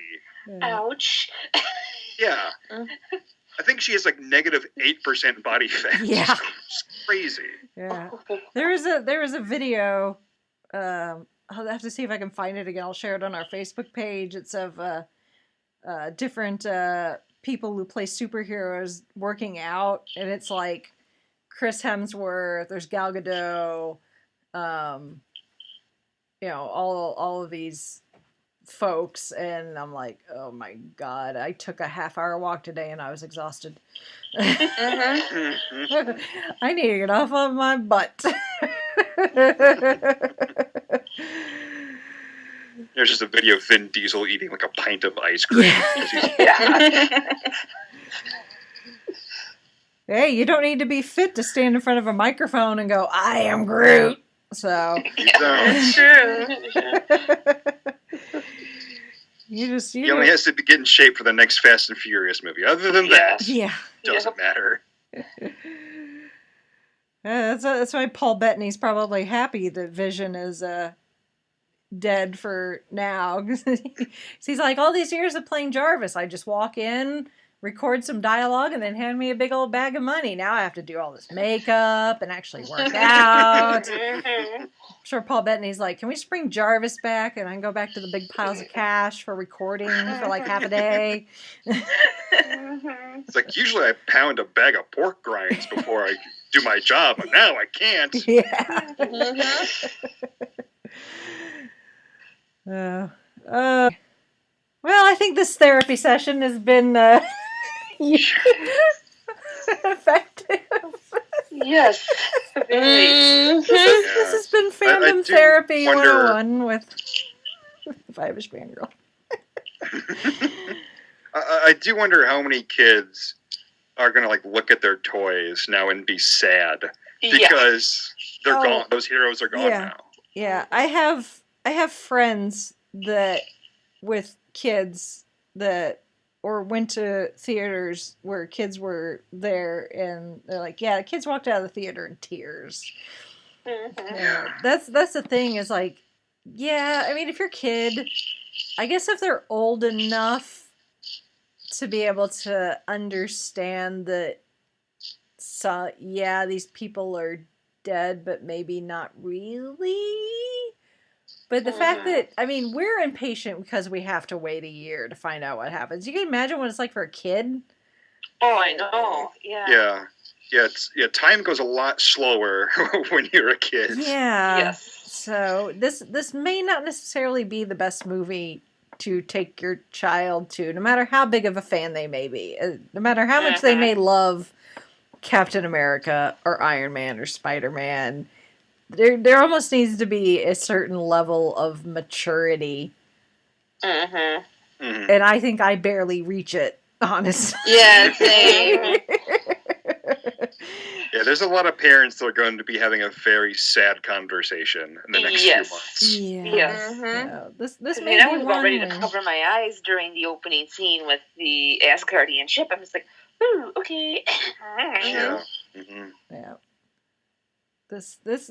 This one may, parents, if you're listening, if you haven't taken your child yet, you may want to wait until it comes out on like DVD and then not buy it till like right before Avengers 4 comes out so that they can watch that and then go straight to the movie theater and see how some of the characters will live happily ever after.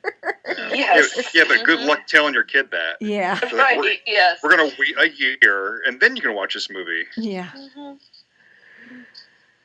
This movie that you've literally, kid, been waiting your entire life to see. Yeah. Wait.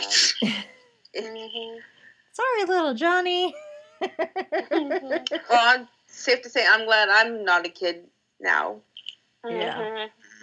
I mean, I think. It's hard enough being an adult Yeah. dealing with this. So, yeah, I feel sorry for the little kids. So, I didn't see any distraught kids when I saw it, but I'm sure they're so.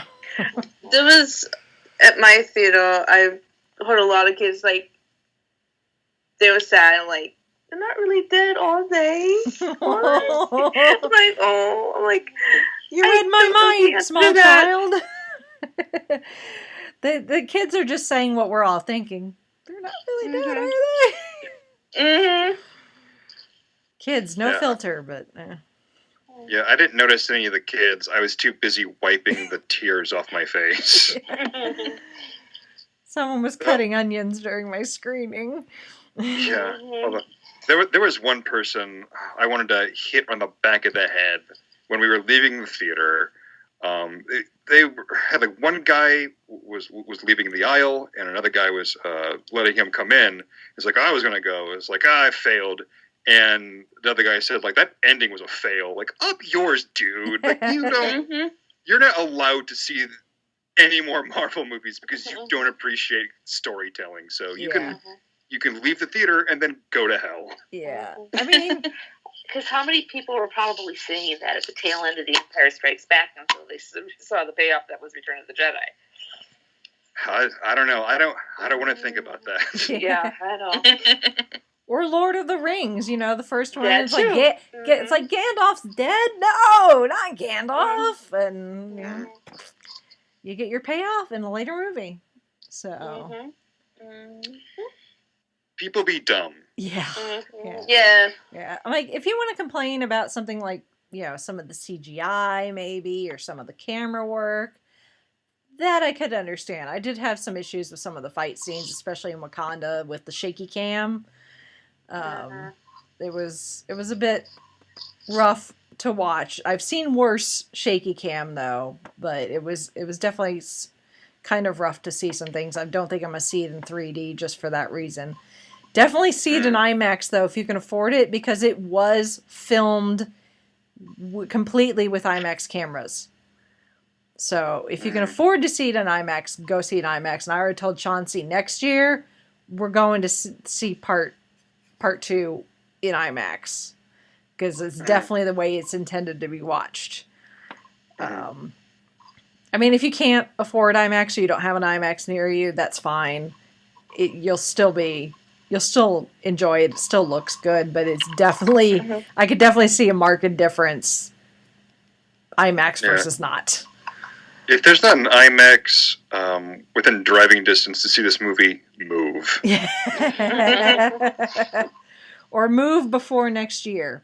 before I release guess. next year. That's right. You got a year to make your Yes. life more convenient for IMAX. Can you imagine, or make your travel plans accordingly to pull your money together with a group of friends. Yes. I almost every vacation that my wife and I go on, we see a movie, and we saw Ant-Man in London on our honeymoon, and we saw Doctor Strange when we went to Oregon on vacation. So it can be done, folks. Mm-hmm. It can I'm be done. picturing someone like just moved. So why did you move? Because there's IMAX right down the street. I think that's a good reason. If that's not a sign of a quality neighborhood, I don't know what is. Yeah. Although the IMAX theater that we saw Doctor Strange in, I'm not from the area, but I suspect it wasn't a great part of town. But the movie was awesome, so whatever. Yeah. Absolutely. So. Anything else? Anybody have anything else? Thoughts, opinions, speculation? Need a tissue? I can try to hand you one via Skype, but I'm sorry. If I had a sling ring, I would open a portal and hand you a hanky. Yeah. So, Rachel, you said you saw it twice. What about you, Brittany and Holly? How many? Have you only seen it once, or what? I've only seen it once. Yeah, I walked the weekend, so the only chance I had was last night so far. Okay. Do you two plan on seeing it again in theaters? I think so. I'm gonna try. Were you able to see it in IMAX or anything special, or is it just like it's just a theater? It was 2D. It was Okay. 2D, yeah, because the 3Ds were later showings. It's like, meh. Yeah, but it wasn't IMAX. It was just. It was just plain, yeah. I do plan on seeing IMAX soon, because I really need to, from the sounds of it. Mm-hmm. Yeah, there's some movies that you think about it, it's like, why is this in IMAX? But this is not one of those movies. Like Rachel said, it's this filmed. one I could see, yeah. This one I can. yeah. It's filmed in IMAX, and I don't want to say it's the most epic movie I've ever seen, but it's certainly, I'd say, top 5 most epic movies I've ever seen. Mm-hmm. Definitely up there. Yeah. Oh, the feels. Yes. So, Cullen, what's coming up for Cavalcade? Well, Drastic change of subject. yeah, this will make you less sad, maybe, or maybe more sad. I don't know what you're into. But in May, we are going to do. It's going to be Trome month, where we're watching Troma movies. We're going to watch all 4 Toxic Avenger movies. And Jessica Alsman from the Bob and Tom Show was nice enough to join us on this journey. She's not seen any of them, so I've seen all of them. And spoilers for those episodes. I love Toxic Avenger, so I'm really excited about this. I'm also a little nervous that she's going to hate them. I have no idea because it's not going to break my heart. But when I showed the Toxic Avenger to my wife, I was like, "This is going to be great. I hope she really loves it." And she watched it, and she still brings it up how upset she is that I made her watch it. And she's always like apprehensive about me, showing her movies that she hasn't seen before. Mm-hmm. And I always say, like, okay, there were like 3 movies that you were upset about. Everything else you've enjoyed, but you keep bringing up Toxic Avenger. Like, nobody bats 1,000. Please just respect my opinion. Because I can remember the first time I saw a Toxic Avenger. It was many years ago when USA on the weekends would do their Up All Night. Yeah. And they had a trauma month. And I was like, Toxic Avenger, let me try it out. Okay, not bad. Yeah, the first one is excellent. Well, and I guess you'll just have to listen to the show and find out what the others are. Wink. So, like I said, you can find us anywhere podcasts are free. That's where you can find us. And, on Facebook, look up Cult Cinema Cavalcade. We're on Twitter, CC Cavalcade. And Instagram is also CC Cavalcade. And you guys will be at PopCon. We will be at PopCon. We will be doing a live show. The movie has not been picked out yet. We're still figuring that out, but that's, the weekend of June 8th? Yes. We'll be there. Yeah. So we usually try to do a Saturday afternoon show. So come on out or don't. That's your choice. But if you're going to be in the greater Indianapolis area, I recommend that you come out. Come for Palm Clementif, stay for Cult Cinema Cavalcade. Exactly.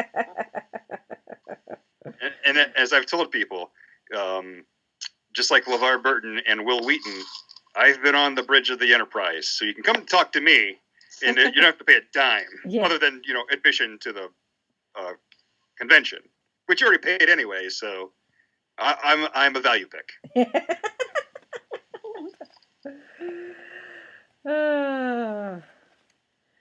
And of course, our listeners can always find us and our show, which if you're listening to this, you know where to find our show because you're listening to it. But tell your friends that you can find the Five-ish Fangirls at same thing, wherever most podcasts are found.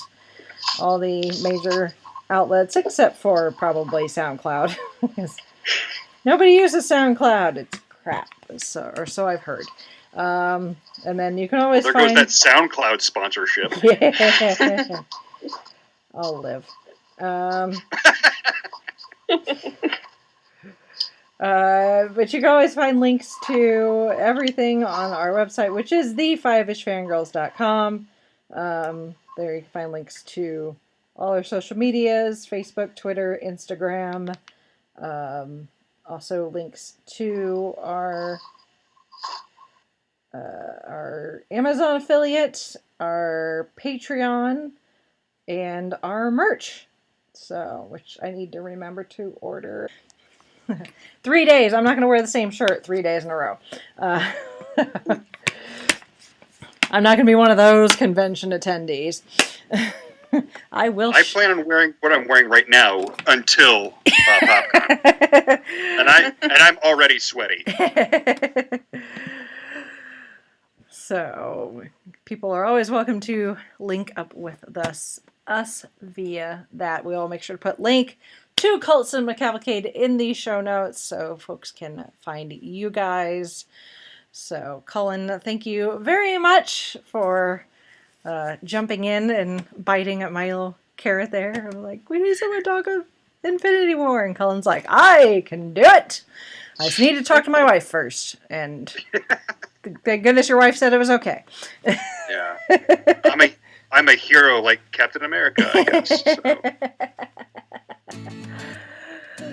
So with that, we shall sign off for this week.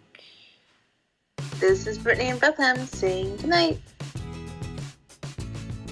This is Holly from Wisconsin saying good evening. Holly forgot to turn her mic back on. Yes, sorry, sneezing fit. Sneezing fit. That's okay. Oh. It happens. And this is Rachel in Indianapolis, Indiana. I wonder what hulk of burning fudge tastes like. Mm-hmm. Can I get mine with extra fudge?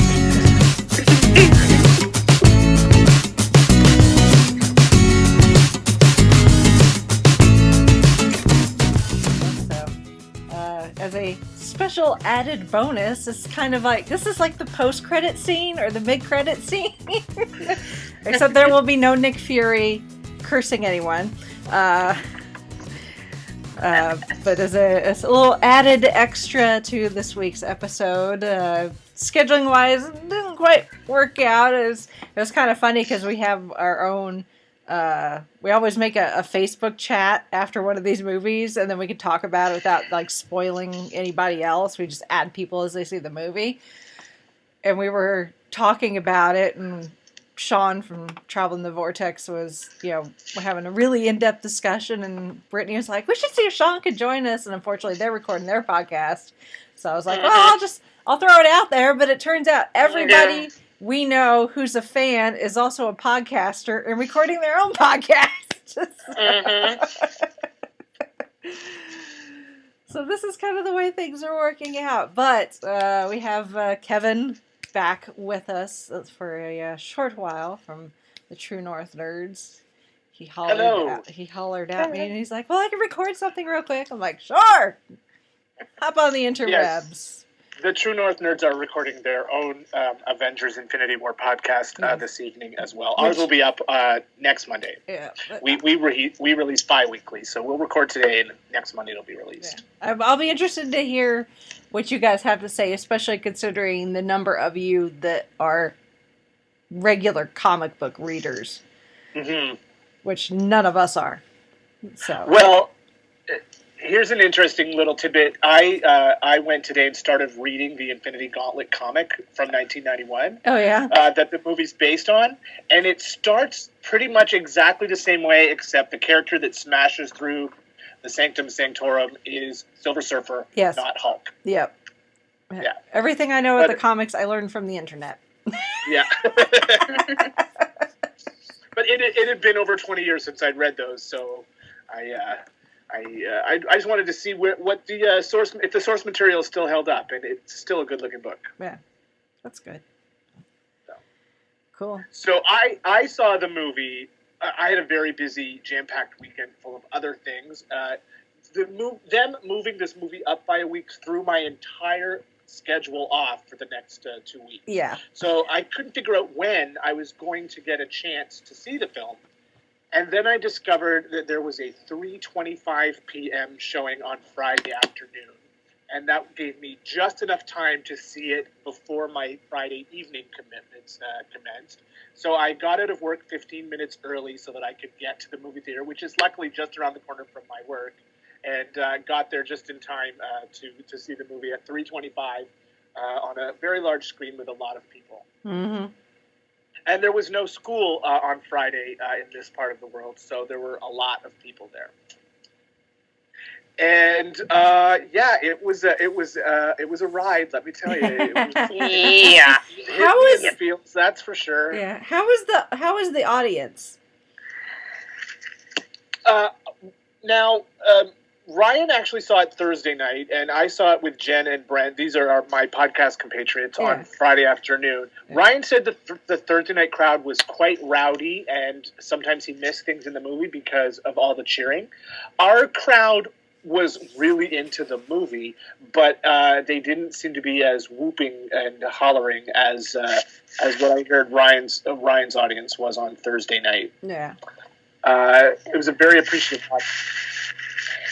I went Saturday early morning, and it was packed.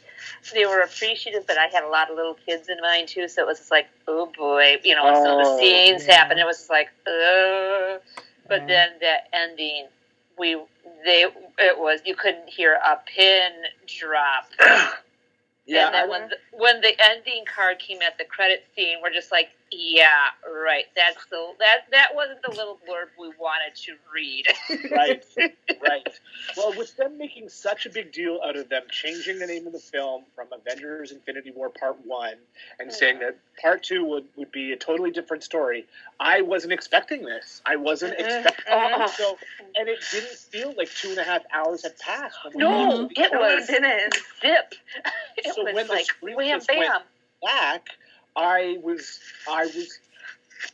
don't know when I felt like that in a movie before. Mm-hmm. Maybe going all the way back to Empire Strikes Back. That one hit me.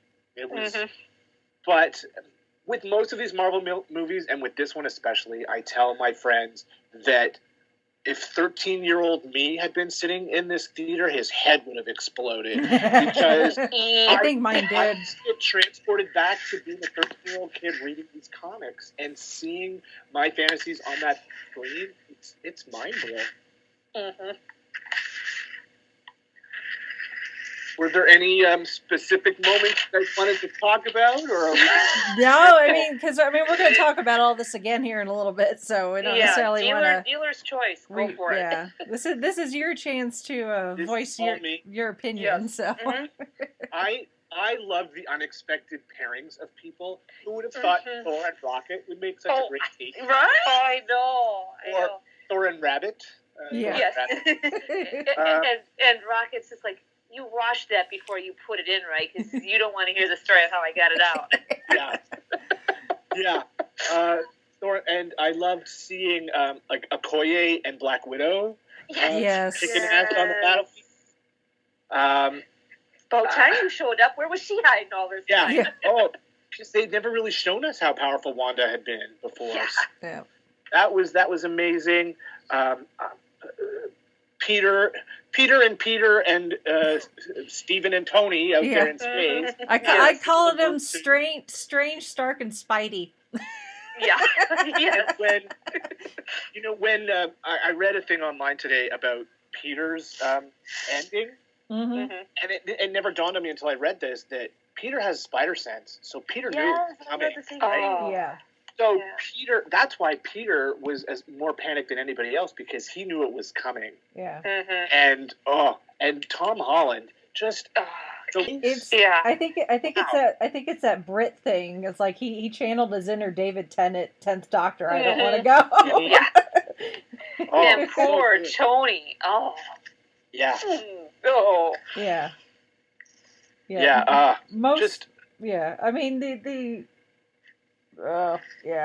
I think for me, Groot and I think Peter Parker were probably two of the hardest. Yes, because they're so young. It's like the older ones, the people that have seen big battles and have lost fellow compatriots and that sort of thing. But it's like these are kids. Yeah. Yep. Yeah. I wish we could have seen Vision's powers used more, but Mhm. I mean that was a huge plot point that they were taken away so early, right? Yeah. But I loved how much caring with any one or two characters, right? Mhm. We learned about Vision and Wanda's relationship really quickly. I liked how Natasha sort of mothers Wanda. You were supposed to check in with me. That's your job. Yeah. Stay out of trouble. So many characters to be juggled, and the balls all stayed in the air. Yeah. Mhm. It's Yeah. amazing. And then the Rocket Bucky team up. Oh, yeah, Rocket and Bucky. Everybody God, knew that I was want coming. your arm. Everybody wanted him to up. see that happen. Yeah. Yeah, no, so good, just so good. Yeah. And what about the post credits? Are you guys excited about that? Did you get it? I got Did you it. understand You have to look it up. Yes. I got it, and in the first time I saw it Thursday night, and I had a similar crowd where they were very into it. They would laugh, at a joke. There were curse words said at certain scenes. There was cheering, like when Thor showed up with his hammer Yes. in Wakanda. Everybody cheered. And at the end, we got the post-credit scene, and the movie ended, and people clapped, not because they were happy of all the death and destruction that had just happened, but because they knew that reference. And then I saw it on Sunday, dead silence. People just turn their heads and look at each other, and the gal in front of me was like, I even heard her say, she's like, I don't know what that means. I'm like, Captain Marvel! It's like, how do you people, like, you're here, so you're either here because you're a fan, or you're here with somebody who is a fan, but Right. at least the fact that it was so quiet and people did not react like they didn't get the reference. I'm like, they're literally filming the movie right now. She's on the schedule. She's coming. Yeah. Because when I messaged you, I was kind of leaning that way, but I wasn't 100% sure, so that's why I asked you. And then when you confirmed it was Marvel, I was like, Yeah. People like you guys and me, we're into this stuff. We know we follow the geek news, Well, the pop culture news. but Most people don't, and to be honest, Captain Marvel's not a hugely well-known character outside of comic book circles. So yeah, but neither were the Guardians of the Galaxy. So. that's true. It's like at this point, even if you're not a big, really into it like some of us are, this is 19 movies in, and more often than not, the mid or post-credit scene teases an upcoming movie. Mm-hmm. So it's like, is it together to equal Carol Danvers? I don't think so. Did you have many people leave before the end credits scene? No. I was surprised at the number of people who left. So I actually snuck in a second viewing of it on Sunday. My Sunday night plans fell through, so I'm like, I should just go see Avengers again, which I did. And in both screenings, I was surprised. It wasn't half the audience or anything, but still a good number of people got up and left when the credits started rolling. I'm like, this is Marvel film number 19. You should know by now not to leave. Yep, I had people leaving, and I could tell too that nope, you're not fans, and I could tell who the diehards were. Nope, we ain't moving. Yeah. Crazy. Like you don't move until the next movie starts. Yeah. I've gotten to the point where I don't move until I see the red Marvel at the end, and it fades to black, and I don't a fast one. You don't leave until they start sweeping under your feet and say, "Ma'am, please leave." Yeah, it's okay for you to go now. No, but for a movie with such a downer ending, it was really a lot of fun. Yeah. Oh yeah. Absolutely. For them to be able to balance the humor with that much pathos was pretty impressive. Mm-hmm. I mean, all the pop culture references that were getting thrown. I mean, Squidward, Grimace. Is Footloose still the greatest movie ever? Yes. It never was. Yes. Yeah. The reaction in my theater when that happened, like, oh. And the look on Tony's face is like, we're actually having this conversation right now. The fate of the world is in our hands, and we want to talk Footloose. Well, you got to lighten the mood somehow. True. But yeah, no, I was amazed. So, do you have any speculation on how the next movie's going to solve these problems? Yeah, guess it's as good as mine, but I'm pretty much guessing that there's not going to be a nice, friendly red reset button. Well, or is there? Right like that. we got some hints, right? Dr. Strange said he looked into the future, and there was one possible future where they won. Yep. And then Dr. Strange said, "This is the way it has to be." Yeah. Right. Mm-hmm. Yeah. So I think I think he knew what he was doing. This is the one out of 14,605,000. Yeah. Exactly. This is the one. So Doesn't mean we have to like it between now and then, though. Right. Exactly. Right. And you notice that the people who did not die in the random chance of death were all the original Avengers. Mm-hmm. Yep. I have a list. I kind of mean. Yeah. Happy faceless, sad faceless with tears going down. Yeah. So, and knowing that that some of the things they've been filming for the next one include scenes that take place during the time of the first film, there's a time stone there. Yep. There's going to be some wibbly wobbly timey-wimey. Timey-wimey, yeah. So, and Doctor Strange is a magician. He might have just used some sleight of hand and swapped out the stone. Ooh, It wouldn't have worked. That's what I was expecting. It wouldn't have honestly. worked if he had a fake stone, though. Well, he could have used a piece of the stone, maybe, or I don't know. Just a thought. From what I understand with the gauntlet, it's almost sentient, and the stones are almost sentient, so they know. What is the gauntlet actually made out of? Is it made out of vibranium, or what is it made out of? I don't know. Because I tried to do some research, because a guy at work was asking, he's like, what's that made out of? Because, I mean, it's got to be pretty powerful to have all the Infinity Stones. I'm like, yeah, I guess it's as good as mine, and I tried Google fooling, but I came up with bupkis so far, so nothing. Huh.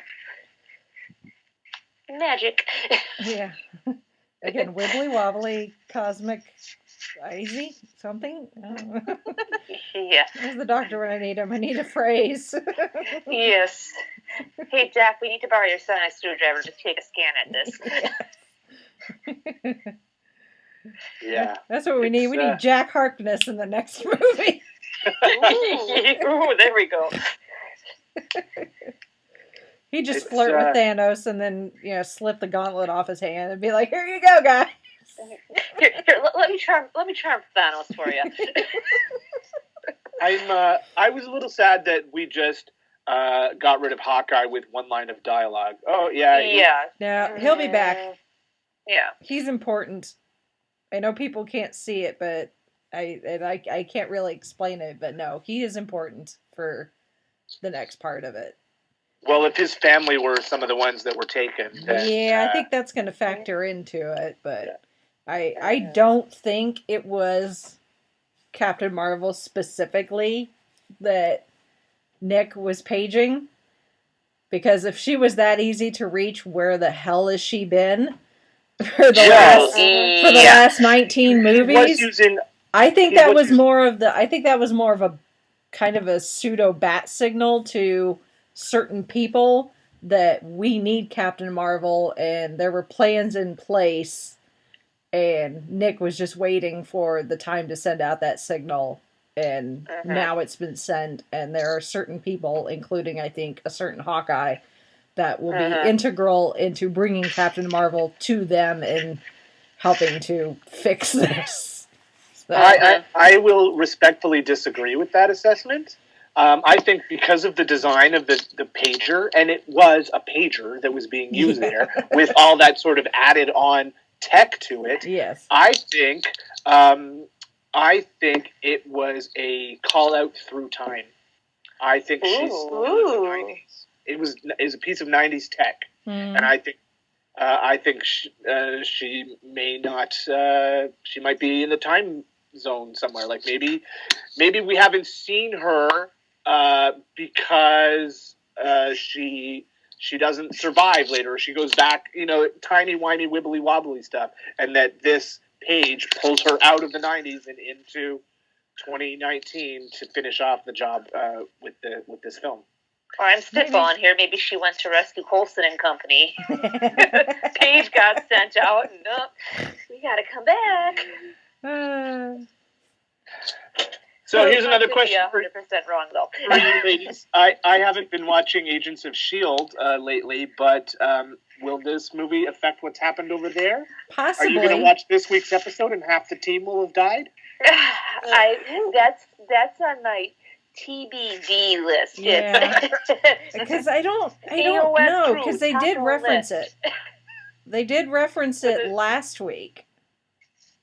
Yeah, saying it was a really going on in New York. Yeah, right? It was a really quick reference, but it has been referenced. So at least as far as Agents of S.H.I.E.L.D. is concerned, what's happening on TV is happening at least during the first act of Infinity War, because I think they're just strictly referring to the fight outside the Sanctum. Right.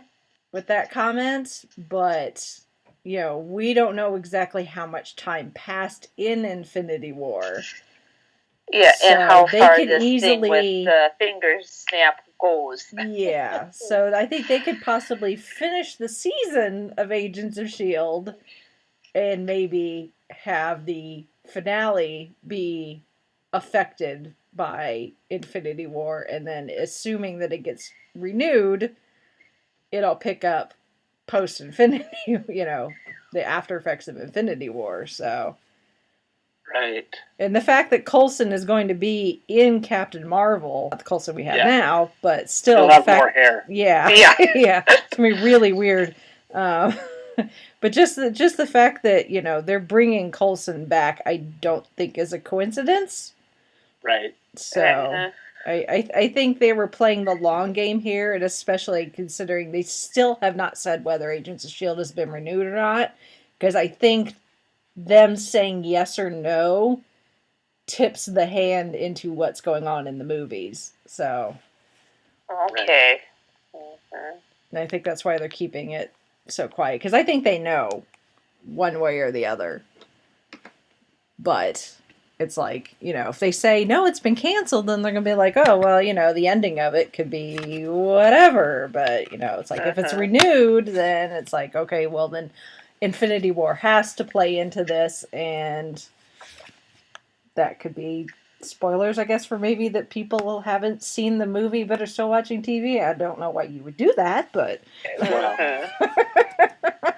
And I'm really looking forward to seeing what the Ant-Man and Wasp trailer has to bring us tomorrow. When yes. Does that drop tomorrow? Yes. They're dropping they had a teaser today saying, oh, it comes tomorrow. Yep. With the big question, where were Ant-Man and Wasp during the Infinity War?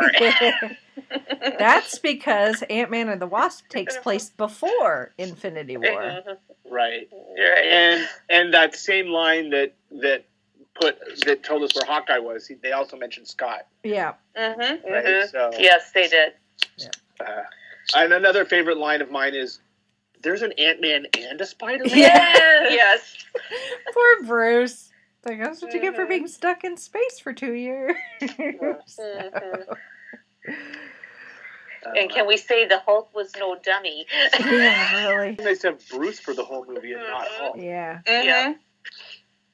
Which I think was how they'll explain that is to be determined, but I kind of like the fact that they finally gave Mark Ruffalo a chance to act, Yes. get in there and not have to be the Hulk. So, because I love Mark Ruffalo. Yeah. He's amazing. Well, it was a whole lot of fun, and for this comic book loving nerd of over 30 years, it was very exciting to see on screen. Yeah, that's nice to hear. Like I hear like with big comic book fans that they tend to like dog on the movies so much. So it's nice to hear someone who is still really liking the movies. No, it's I'm still amazed at what they've been able to pull off. Mm-hmm. Here's to another 10 years, guys. Let's do this. Yep. For better, for worse. As Bucky and Steve would say, I'm with you to the end of the line. Yep. Well, I mean, I wish Steve and Bucky would have gotten a little more screen time together. Yeah. That would have been nice. Yeah. That's We the didn't only get a ton thing. of Bucky. Yeah. Next time. Hopefully. Better be. Next time. Better be. There better be a next time. Rachel, you know something we don't. I know nothing. Yeah. I know nothing. Just speculation. Speculation. Okay. I thought you were going to, for a minute there, I thought you were going to do your response. Spoilers. No, just speculation. Like, Bucky's finally healed. He can be good again. Well, ladies, I need to run. Thank you for letting me give my 2 cents worth. Absolutely. And, I can't wait to hear what you have to say and what the rest of what your other guests might have to say when your show drops. So I look forward to listening, and thanks for letting me pop in. Absolutely. Thank you for joining us. All Have right. a good one, You Kevin. take care now. You too. Bye. Bye. Bye.